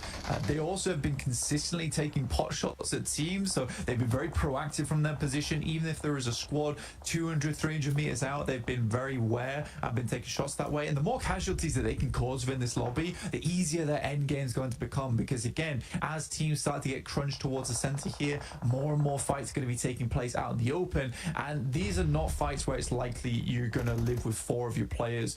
You're likely going to have to sacrifice 1 or 2 just to win an engagement. So seeing they're actually stepping out onto the docks for Thundertalk, and Eren laying low, not wanting to get involved, may have sightlines on it. The question is, does he want to pull the trigger here, expose his position, let them know he's there? Tourniquet moving up to the pontoon there. Trying to hold it down. I have no doubt that Eren knows exactly what's going on here, and he is opting not to take the shots. He just can't confirm the point.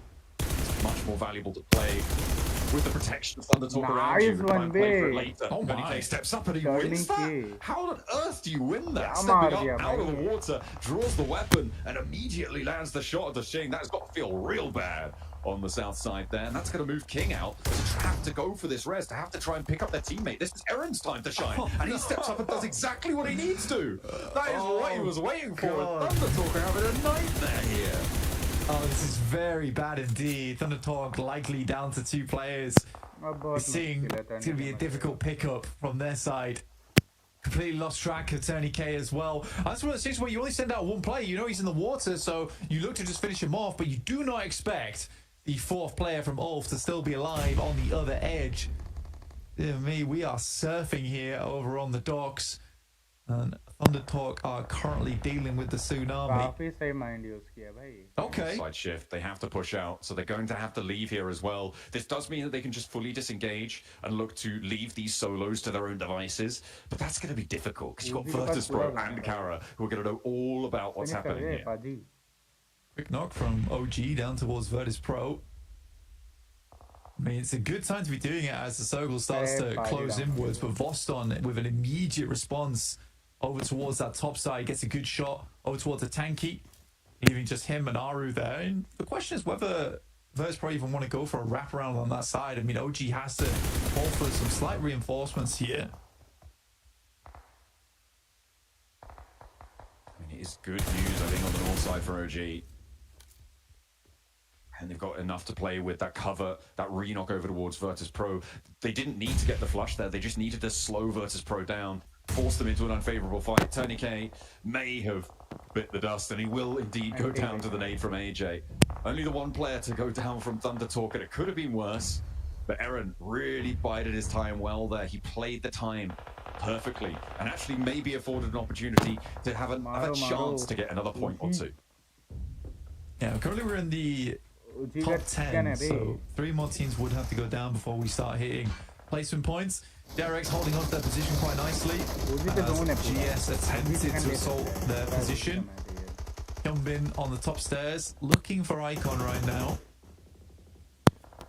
In the meantime, the roll-up Virtus.pro is dismantled on that northwest side. Unfortunately, there is a knock sent back over towards them. GS finally going down there, but it is going to be OG holding quite well. The reses, though, are starting to come through. There's the first flush coming in, and there is, unfortunately, the re-knocks coming in from Virtus.pro. They stop, though. They move sideways, move laterally on the fight. And OG not going to be able to connect these nades if they haven't spotted it. Will they put them in the right place here as the nades roll forwards? Not quite on the target. Haven't seen the retreat here, but AJ. Nice one, nice name. Sailing on in first. Nice name. Now have another team. And the vehicles swing around wildly. What is going on? OG. Get these knocks. Get these points here. Virtus.pro go down, and 3 players from Thundertalk still stand tall. But OG, they've taken a knock. What have Thundertalk just done? What? I mean, DRX were taking shots across the way at OG whilst that all was unfolding. I don't know how Thundertalk gets away with it, but they absolutely do. AJ with the run down the vehicle, smearing VP across the fields. And now AKOP trying to get his HP bar back up again. A nade sent across towards the tree, slightly lagging behind the rest of the team. A nade sent along the edge of the blue here could be devastating. And it is close, but not close enough. Going to be able to find it there, stepping out towards the blue. Thundertalk get back in the vehicles, playing true chaos strategy there on the roll up to VP. There was nothing they could do, it seemed. He's going to be running out of ordnance fairly soon. Drops the last, covers his retreat with that flash. That's going to allow Thundertalk to disengage. Play on as 3 from here, which is crazy. Kara, I don't think they're going to be able to do the same thing, but I don't think they need to. With the circle as it sits, they keep in on the south side, and they may be able to find a chicken dinner this time around where they couldn't quite before. Yeah, it's a very strong position, but again, we are still going out into open ground now. I think OG's got to be a little bit careful because DRX knows exactly where they're playing from, but know they need to move down towards that south side. So DRX looking to set themselves up early or just rotate into the building along the way from Kara. Lewis does have a nade. Marceau sets himself up. It's a bit of a short lob, but it's on target. Soez gets knocked out with a nade to the forehead. Hits him with the swift underarm there. Nice little knockdown. Nearly getting Hyunbin. The pan coming in clutch there to stop the DXavier shots. The shots from across the way. Taking him down on the rooftop. A really difficult res to go for. You have to drop down. It's bad news. DRX have been able to get a lot of elims so far this match. It seems like they heard me call them a little bit cowardly last time around. They're already up to 10 here, Blank. They want to add 4 more to the tally. See if they can break records themselves as they move on forwards. The flash comes through. The nade goes through to the back. Hyunbin goes 1-for-1 on the trade. The DRX have the flash sent their way. Drops down in the middle. Lewis holding the back lines, and there's only the one player for DRX faced off against 2 on the inside. ThunderTalk just rock straight up over towards DXavier, handle them. This is so weird from ThunderTalk considering it's a very different style of gameplay from them we're used to seeing. Good nade from Nate T himself over towards Singh, leaving ThunderTalk, I believe, just on the final player now as OG remains stalwart on that north side. They can get the reses in the shack for ThunderTalk though. There are still 2 of those available. The question is, does DXavier have a nade? So Kara on this hold. Poser is down. But they're getting that rezzed up very quickly. DRX slowed it all the way out here. You can see they're on 10 elims still, but with only 2 players, the wind's been knocked out of them just a little bit. UXC wants to try and drop down there. He will get the shot over at the Poser. The re-knock is strong. Gonna keep Kara from overwhelming them on the repeats here. He goes in for more. He wants to find another, but there's his teammate going down. Lewis steps out, put into a shotgun, a barrel straight into his face, and Lewis goes down as well. They will finally take him down, but they lose a player, and they have to get these reses fast. The top tries to thread it in towards the shack, but a good shot from AKOP will take down Sighting almost instantaneously as well. They're going to figure out how they want to play this one out, because again, for OG, they are passing through open ground.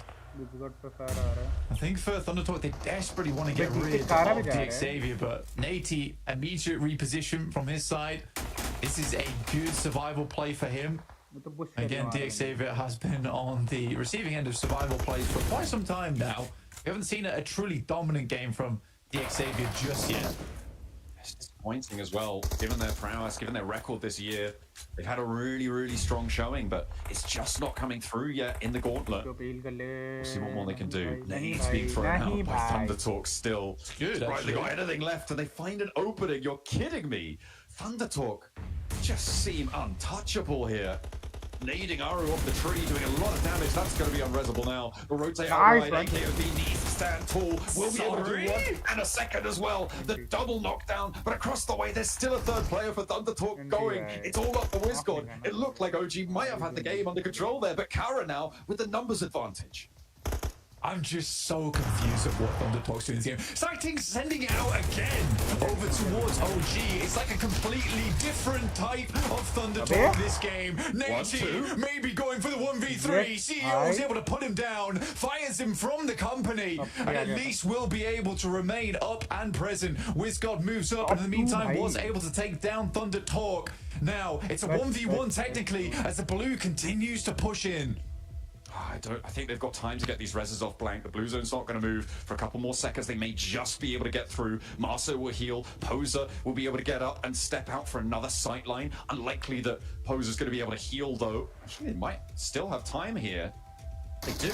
Goodness me. This means a full 3 for WizGod to be able to have to deal with here, and he doesn't have any nades in hand. With a nade, this could go a different way, but I feel like WizGod might be able to find 1 or 2, but 3, I'm not sure. Mamaso goes out, drops the smoke train towards it. They know exactly which rock he's on. As soon as they get in range, they don't have the nade either. Steps out, and that's a little sliver of HP taken away, and he doesn't have any meds to play with. This is nasty. Big stun grenade. WizGod just has to hide it out for the time being.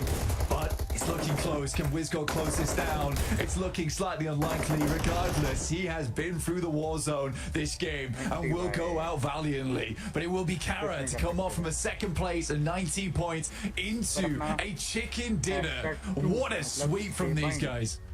With 11 elims, they find another game really, really strong. It felt like they were the winners in that last match. This time, it rings true. That south side shift playing well to their compound. And Kara are on a massive resurgence here. It's what Neptura said she wanted to see from them over on the desk, while she's being treated to a repeat there. Orangutan as well, playing very well on that northern side, doing a lot to control. It was just so unfortunate that Thunder Talk somehow are able to apparate wherever they want to within the circle. That was some crazy rotates coming in. Oh, bro, I just couldn't believe we were just watching Thunder Talk just go hell for leather in the vehicles. It made absolutely no sense to me, John. It was like watching them go from tactical gameplay to suddenly, you know what? We're just going to give it our all here. Get in the vehicle, put the metal to the pedal, and just get things going. Yeah, it's really quite impressive how they were able to do it. But I have no idea just what happened there for Thunder Talk. I'm sure the analysts do. Let's take a look.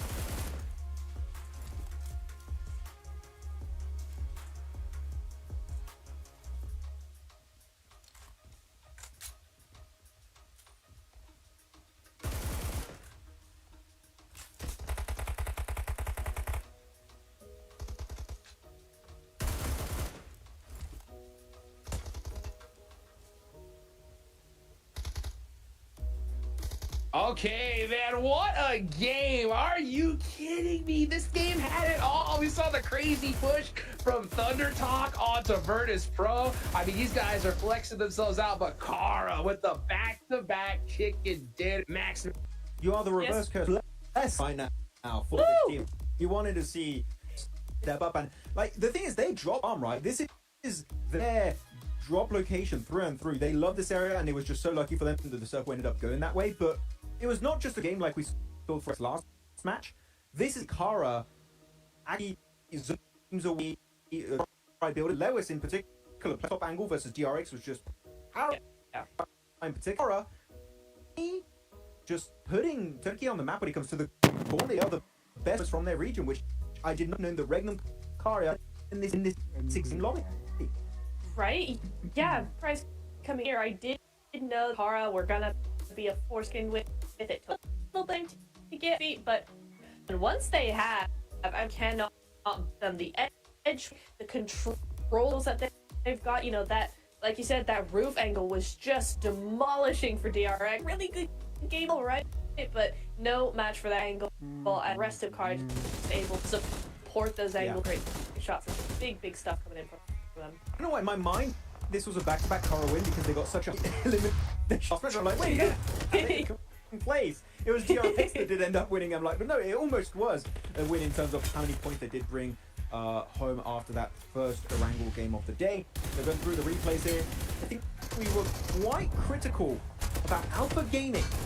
Why do we take this unnecessary fight versus E-Arena in the double warehouses? They could just hug the cliff and they would have been just fine. Easy access into the late game here where top is on this replay.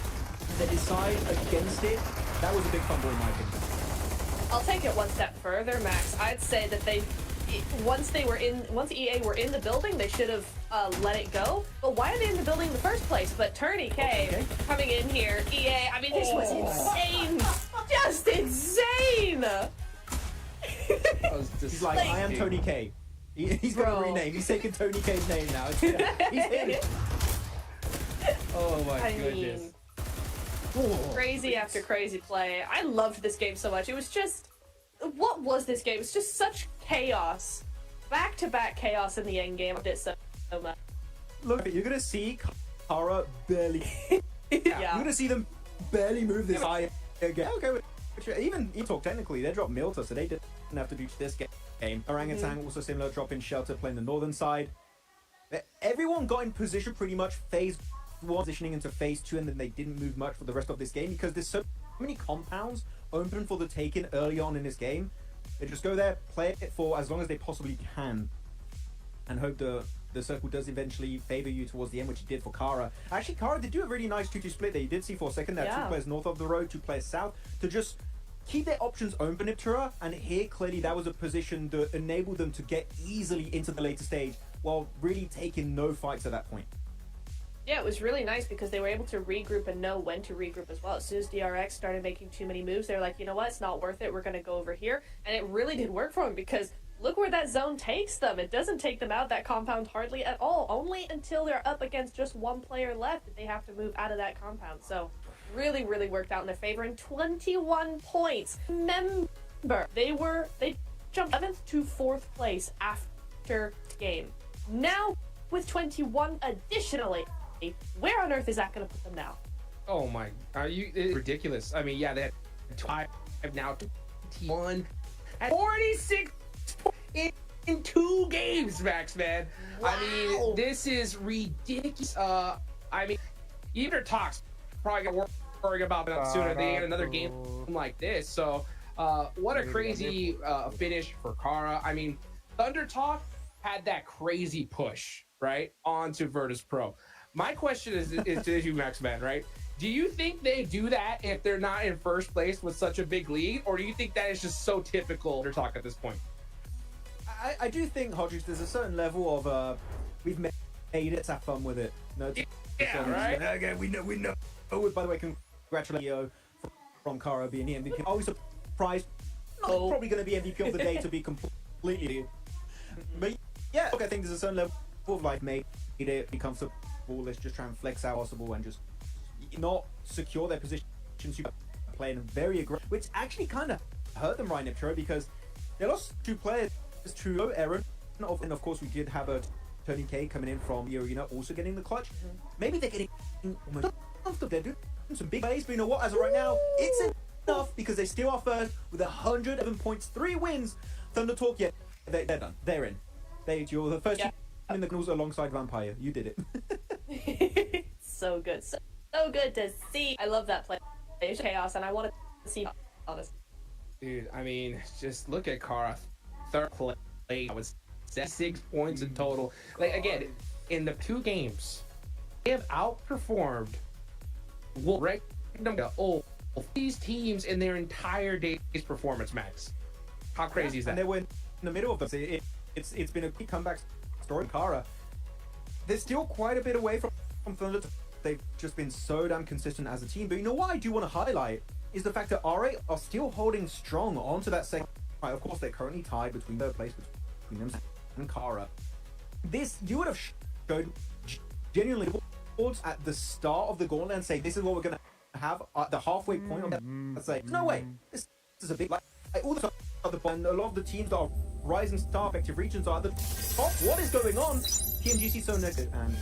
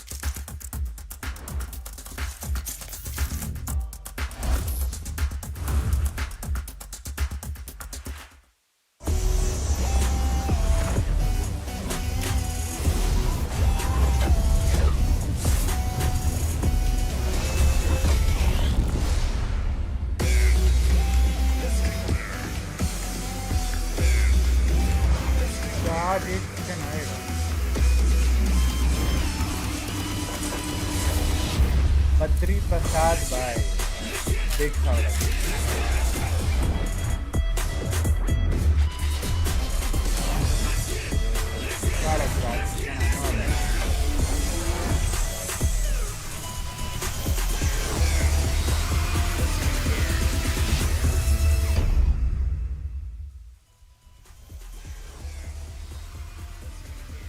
Badri Prasad Sahu भाई को big shout out.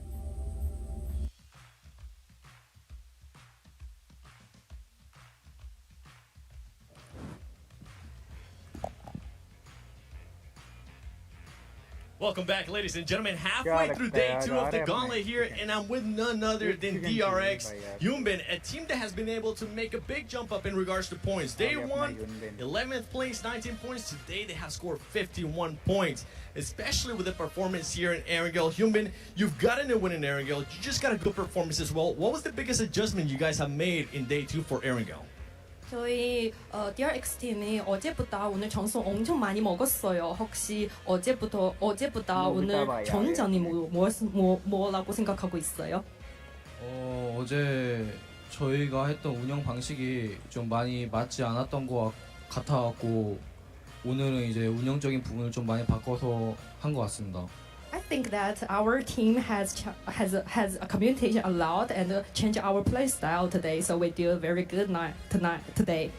Okay, well, I like to hear that. I'm glad you guys have made those adjustments. Now, let's rewind it back a little bit because there is a map that you guys are struggling with, and that map is Rondo. What is causing those struggles in Rondo, and what can you change going into tomorrow for that last Rondo of the Gauntlet?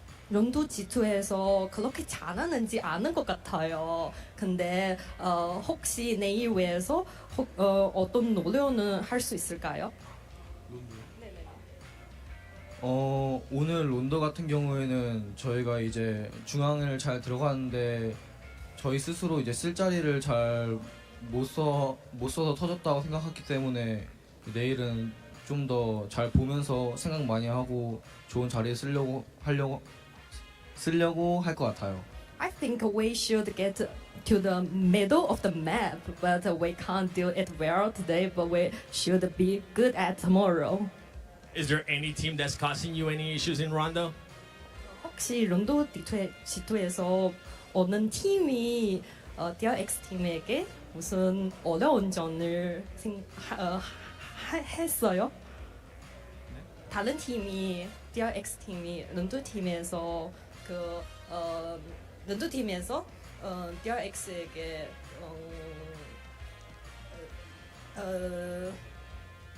in like the rotation or anything like that? 싸우는 거 아니면 그냥 DRX 팀이랑 무슨 어려운 네네네. 그냥 저희가 쓸 자리를 잘 못 찾고 다른 팀들한테 여러 번 맞아갖고 죽었던 것 같아요. I just think we can't get our position in this map, so we will be better now. All right, well, I'm hoping you get that position tomorrow. You guys are currently moving up that leaderboard. You're only 1 point away from getting into that top 7. That might happen. Thank you so much for your time. Back to you guys. Translation issue हो गया भी.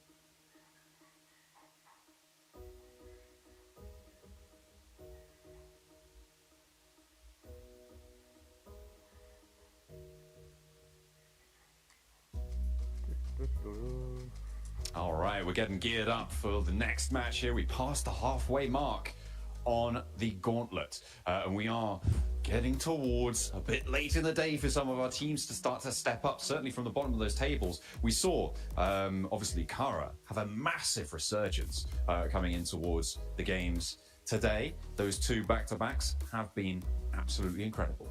We're hoping for more in our last Aaron goal, though. Yeah. Absolutely. I think that our last Aaron goal should be pretty good, to be honest with you. I think we've seen some incredible plays from most of our teams today.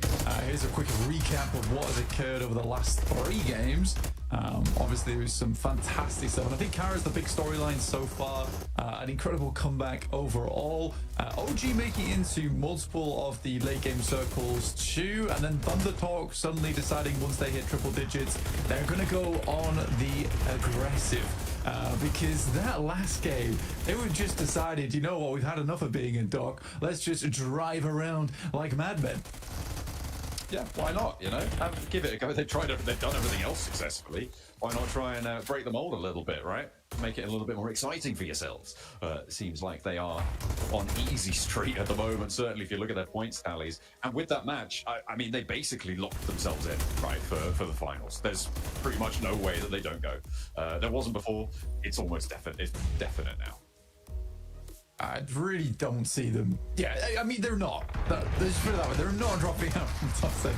Thunder Talk have absolutely stamped their ticket. There's still some more work to be done for some of our other teams here before we can clearly say that they are making it in, just due to the way the points have been set up towards the top side of the lobby right now, with so many squads earning very similar point scoring so far, just because a lot of those points have been stolen at the top side. That nade was just wonderful, by the way. Very, very difficult to make happen a lot of times, but there you have it. GK doing their best there. That fight was intense between DRX, GK, as well as Kara when it came down to it. I think DRX made a pretty decent hold on the top side just as 2 players, but alas, it wasn't meant to be.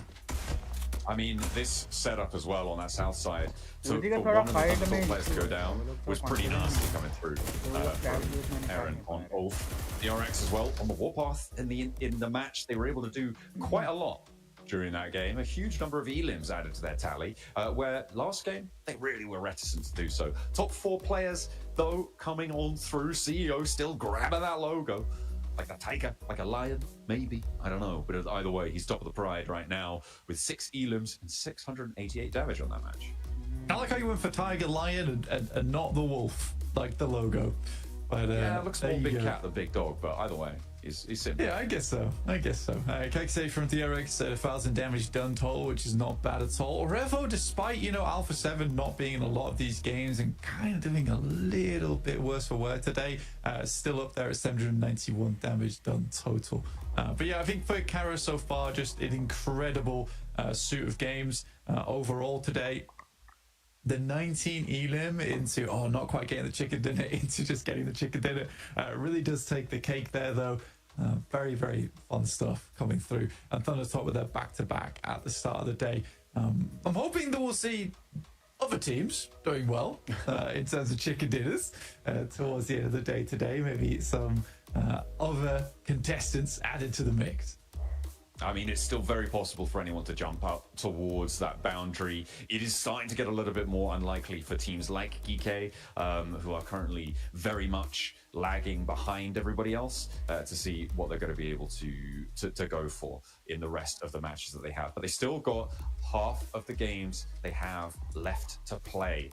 They've still got that opportunity, and it's now that they need to dig deep to push themselves a little bit higher up. 7th place is still achievable, even from 16th right now.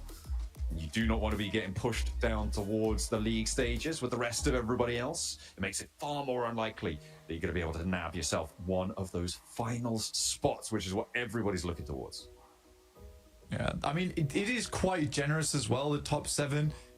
Even if you do just marginally better than some of our other teams towards the middle of the pack, you're likely to get in towards 7th place here. Obviously, you'd like to be a little bit higher than that to really secure that position. I think Virtus Pro, from yesterday, I said there was a bit of method to the madness for them, but today it feels a little bit more madness than anything. I mean, there has been some decent plays, and they're still making it towards the top side of those lobbies, but I think that, you know, that messy style isn't quite working out anymore, and I think that reliance on just gun skill, mechanical skill doesn't quite work here in an international lobby. So I'd like to see a little bit more out of VP. And again, it's also understandable because you look at that team and after they go down, they are very much upset about it. I think they understand more than anyone that they're not playing up to scratch.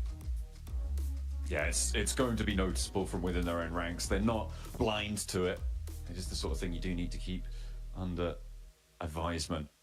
Taking a look at some of the utility used during that last match. You can see able to do 2,100 damage for Kara. I mean, seems to be fairly chill. As you put their games back to back from day 1 to day 2, you see it's a big improvement coming on through here as they step on in to the limelight and really take up the majority of the stage. DRX getting 2 big back-to-back games too, Blank. I mean, we talked about their first match not being super strong. They still did get a chicken dinner, and here they were able to back it up with the elims. So a little bit of that worry that I had before is slightly assuaged for the South Korean squad. Yeah, again, I mean, I think for their second match of the day, you can't really fault it too much. Yes, it's not a gigantic game, but again, what can you do? You get that central position. I think you just have to hold on to it, and you don't want to flex out too much and allow teams to get in later on. So you just have to do your best to play that 4-man split, hold all. Sure, you're the only team left inside of those buildings towards the end game. So yeah, it's not terrible from DRX at all, but yeah, they definitely picked it up in that second game that we saw in Erangel, which felt a lot better. And like you say, I think definitely. A lot of those worries are now gone. But we're heading in towards our 4th and final Erangel of the day now here on day 2 of the Gauntlet. Really heavy south plane path as well, Blank, to kick things off for our last Erangel today. It is all the way down to the south side. Is this the time that we see the C block hot drop keep coming through? GS, are you going to go back down there? See what you've got in store. Alpha Gaming, very likely to be taking up residence in that C block. See just what happens. Looks like GSL a little bit earlier. Not going to get super stuck in just yet. Maybe actually spreading out quite a way, grabbing those vehicles first.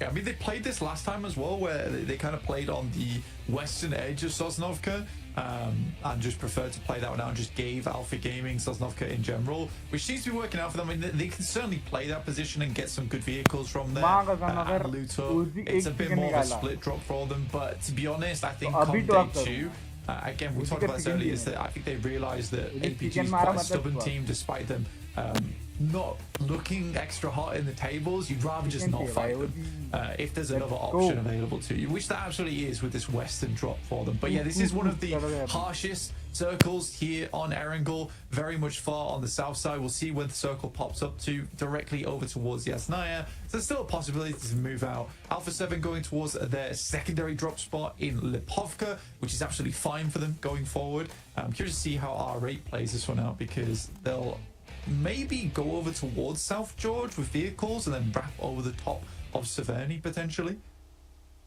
I think that would make sense, or maybe not all the way up to Severny, yeah, but towards the Stalber foothills, across that shooting range hill area. Definitely potential for them. It's King for Thunder Talk, getting on the road, dropping around Milter, surrounded by quite a few teams here, Blank, so it can be treacherous, but looks like they've given themselves a wide enough berth from the teams that surround them to be able to find those through roads. So take a look at our top 5 elims. His sighting sat at the top there. CEO very close behind. I mean, sighting has been a real big blessing for Thunder Talk, and I think that many times in the past for Chinese teams, it has been a case that yes, they're all pretty damn good at the game and have some good coordination, but they really did lack that star player on side who's able to come out with those clutch plays. That hasn't been the case for quite some time now. I think way back when in the day, it used to be that they absolutely had that capability, but that was taken up by teams from South Korea, from Turkey, teams doing extremely well from those regions. But here, I'd say Sighting is just a really, really nice player to have on team, where he's just got these big clutch moments where able to get them out of these sticky situations they sometimes find themselves in. Thunder Talk, proud to have him representing them at the top of those tables as they sit atop the pack as well. 111, and this is what we were talking about in day one, is that around 110 is where we're expecting the bubble for 7th place to be. And the fact that ThunderTalk have done it in half the time is insane to be able to get that far that fast. It is pretty much unheard of, certainly not in a very, very long time for a team to stretch out this far this early. So we are glad to be witness to it. Let's see who can keep up the pace as well, because we've got 3 teams now in that 70-point boundary, with Kara joining R8 and Mad Bulls up in 76 points and actually vying for 2nd place completely. Yeah, I mean, it's good stuff. I mean, Kara right now, the fact that they went from kind of being like towards the bottom of the pack to suddenly now challenging out R8 for 2nd place is just nasty work from them over 2 games, and it just shows how quickly that these things can shift around if you just have some good games. OG currently topping the pack when it comes to the main peloton underneath here, 52 points chasing with Virtus Pro. But yeah, OG being at 61 is a pretty solid place to be in for them going forward, but they still need to keep putting up those points if they want to stay ahead of the rest, because people are starting to catch up now. It is necessary to keep pace going. Unless you don't want ThunderTalk done. They could basically sleep for the rest of the tournament and probably be okay for practice. At this stage, Wolves, GS trying to make their way across this western bridge from the military island. They're not quite able to find any knocks, and now Batten under a lot of pressure. A lot of players bearing down upon him, and he will not be able to pass that one off. That is going to be Wolves losing a player. First blood is drawn. Baton had a bit of a panic moment there. We've all been in that situation where you got 4 players all barreling towards you. I think that he didn't really quite know what the protocol was for that situation. The rest of the team left him behind in the dust, kind of providing himself a little bit of a scouting position, but sadly not meant to be, as Wolves go down yet again to 3 players. They've not been having the greatest day today. Been a little bit dismayed by their performance. It's been obvious to see in their faces. Hopefully they can bring things back up to speed again. And for a North American team, I think they're performing pretty admirably well in the international tournament with some of the best teams in the world here inside this lobby.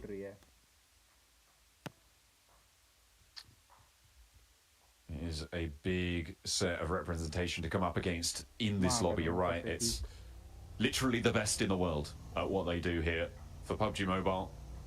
These are the regional toppers, the teams that came out ahead of everybody else. Everyone here is a champion in their own right. But you have what it takes to be the champions. That's what it's all about here, to get out of the gauntlet and into those finals. GK currently resounding no for the time being. Yeah, GK only 16th place right now. It's tough. It is tough. APG not quite living up to their own expectations, because they're in 15th and not 16th after all, with 30 points. Still pretty rough for them. I think for APG, something needs to change.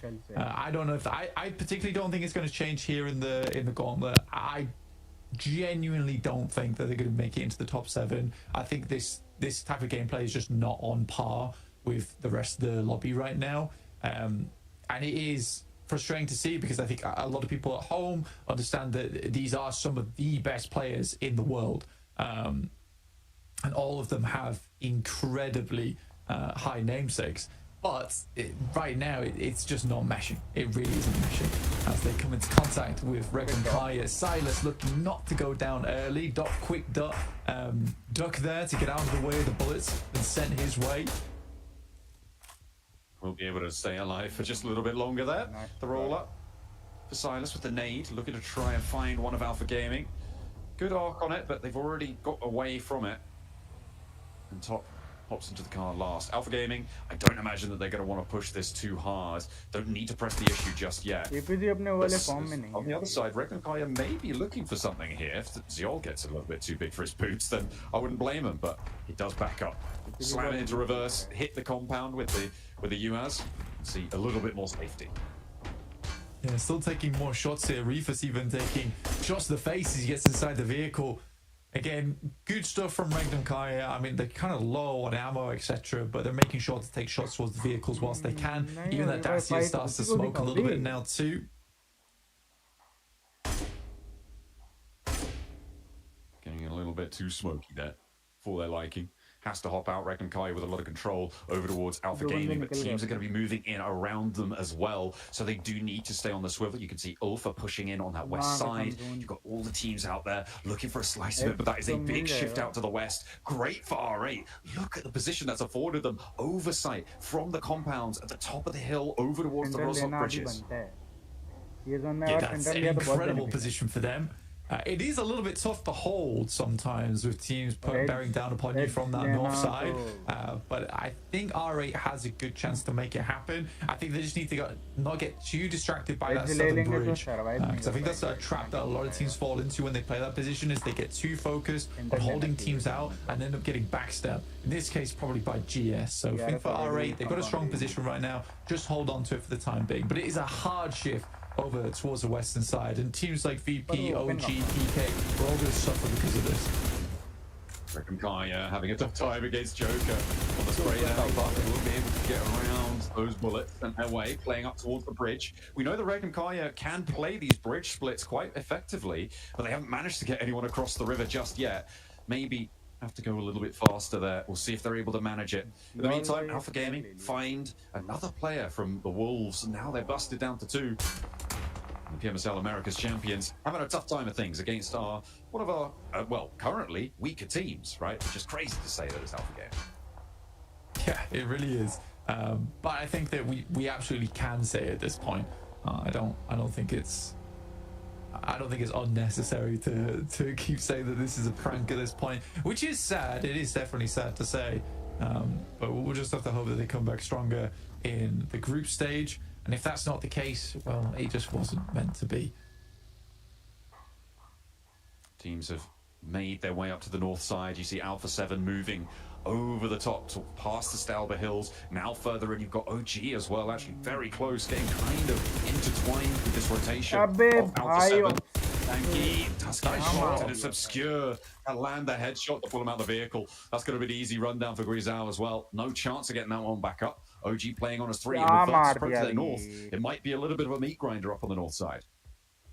I mean, that's really, really not an easy shot to take as well from Obscure. Like, it's a long distance on that one. So a very, very good pick of that. I think OG gets a little bit unlucky with, because I think that rotate was kind of fine with the boys from A7 still on their rotate. I think OG's like, well, at this point we just need to pass by.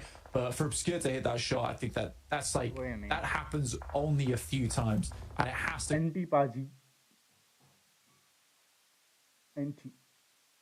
come through a very, very good player. So very well played to him. OG's going to have to try and go for a quick rotate over towards the northwest side and see what they can get done there. There's 3 players. WizGod sending out as the scout. Over towards Carolo, and we know that they are on a bit of a tear. It is dangerous territory on the northwest side. We're going back over to the lake, though. Circle really not helping anyone out. Well, I mean, maybe, except for Thundertalk here. They are in a really solid spot on the west side of the Yaz Fields.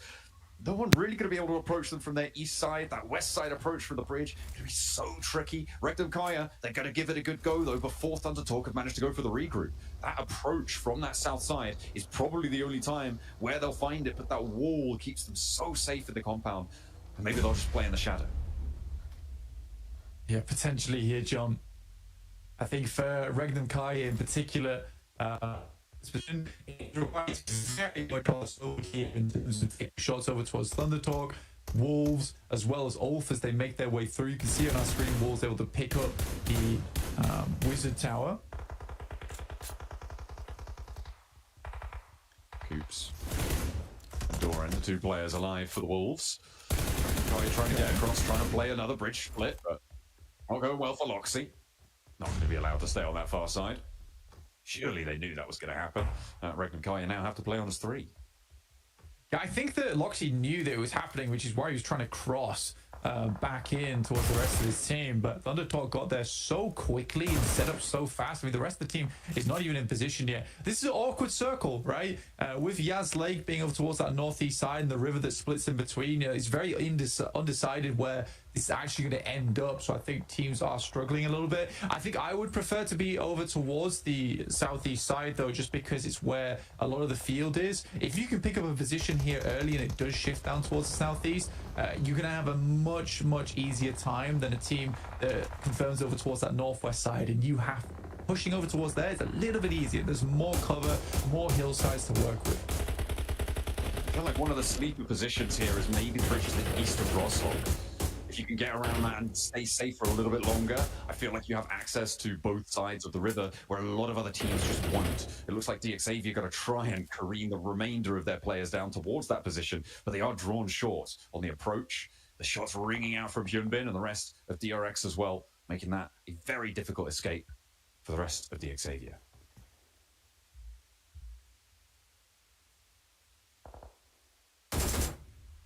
And Paragin trying to stay alive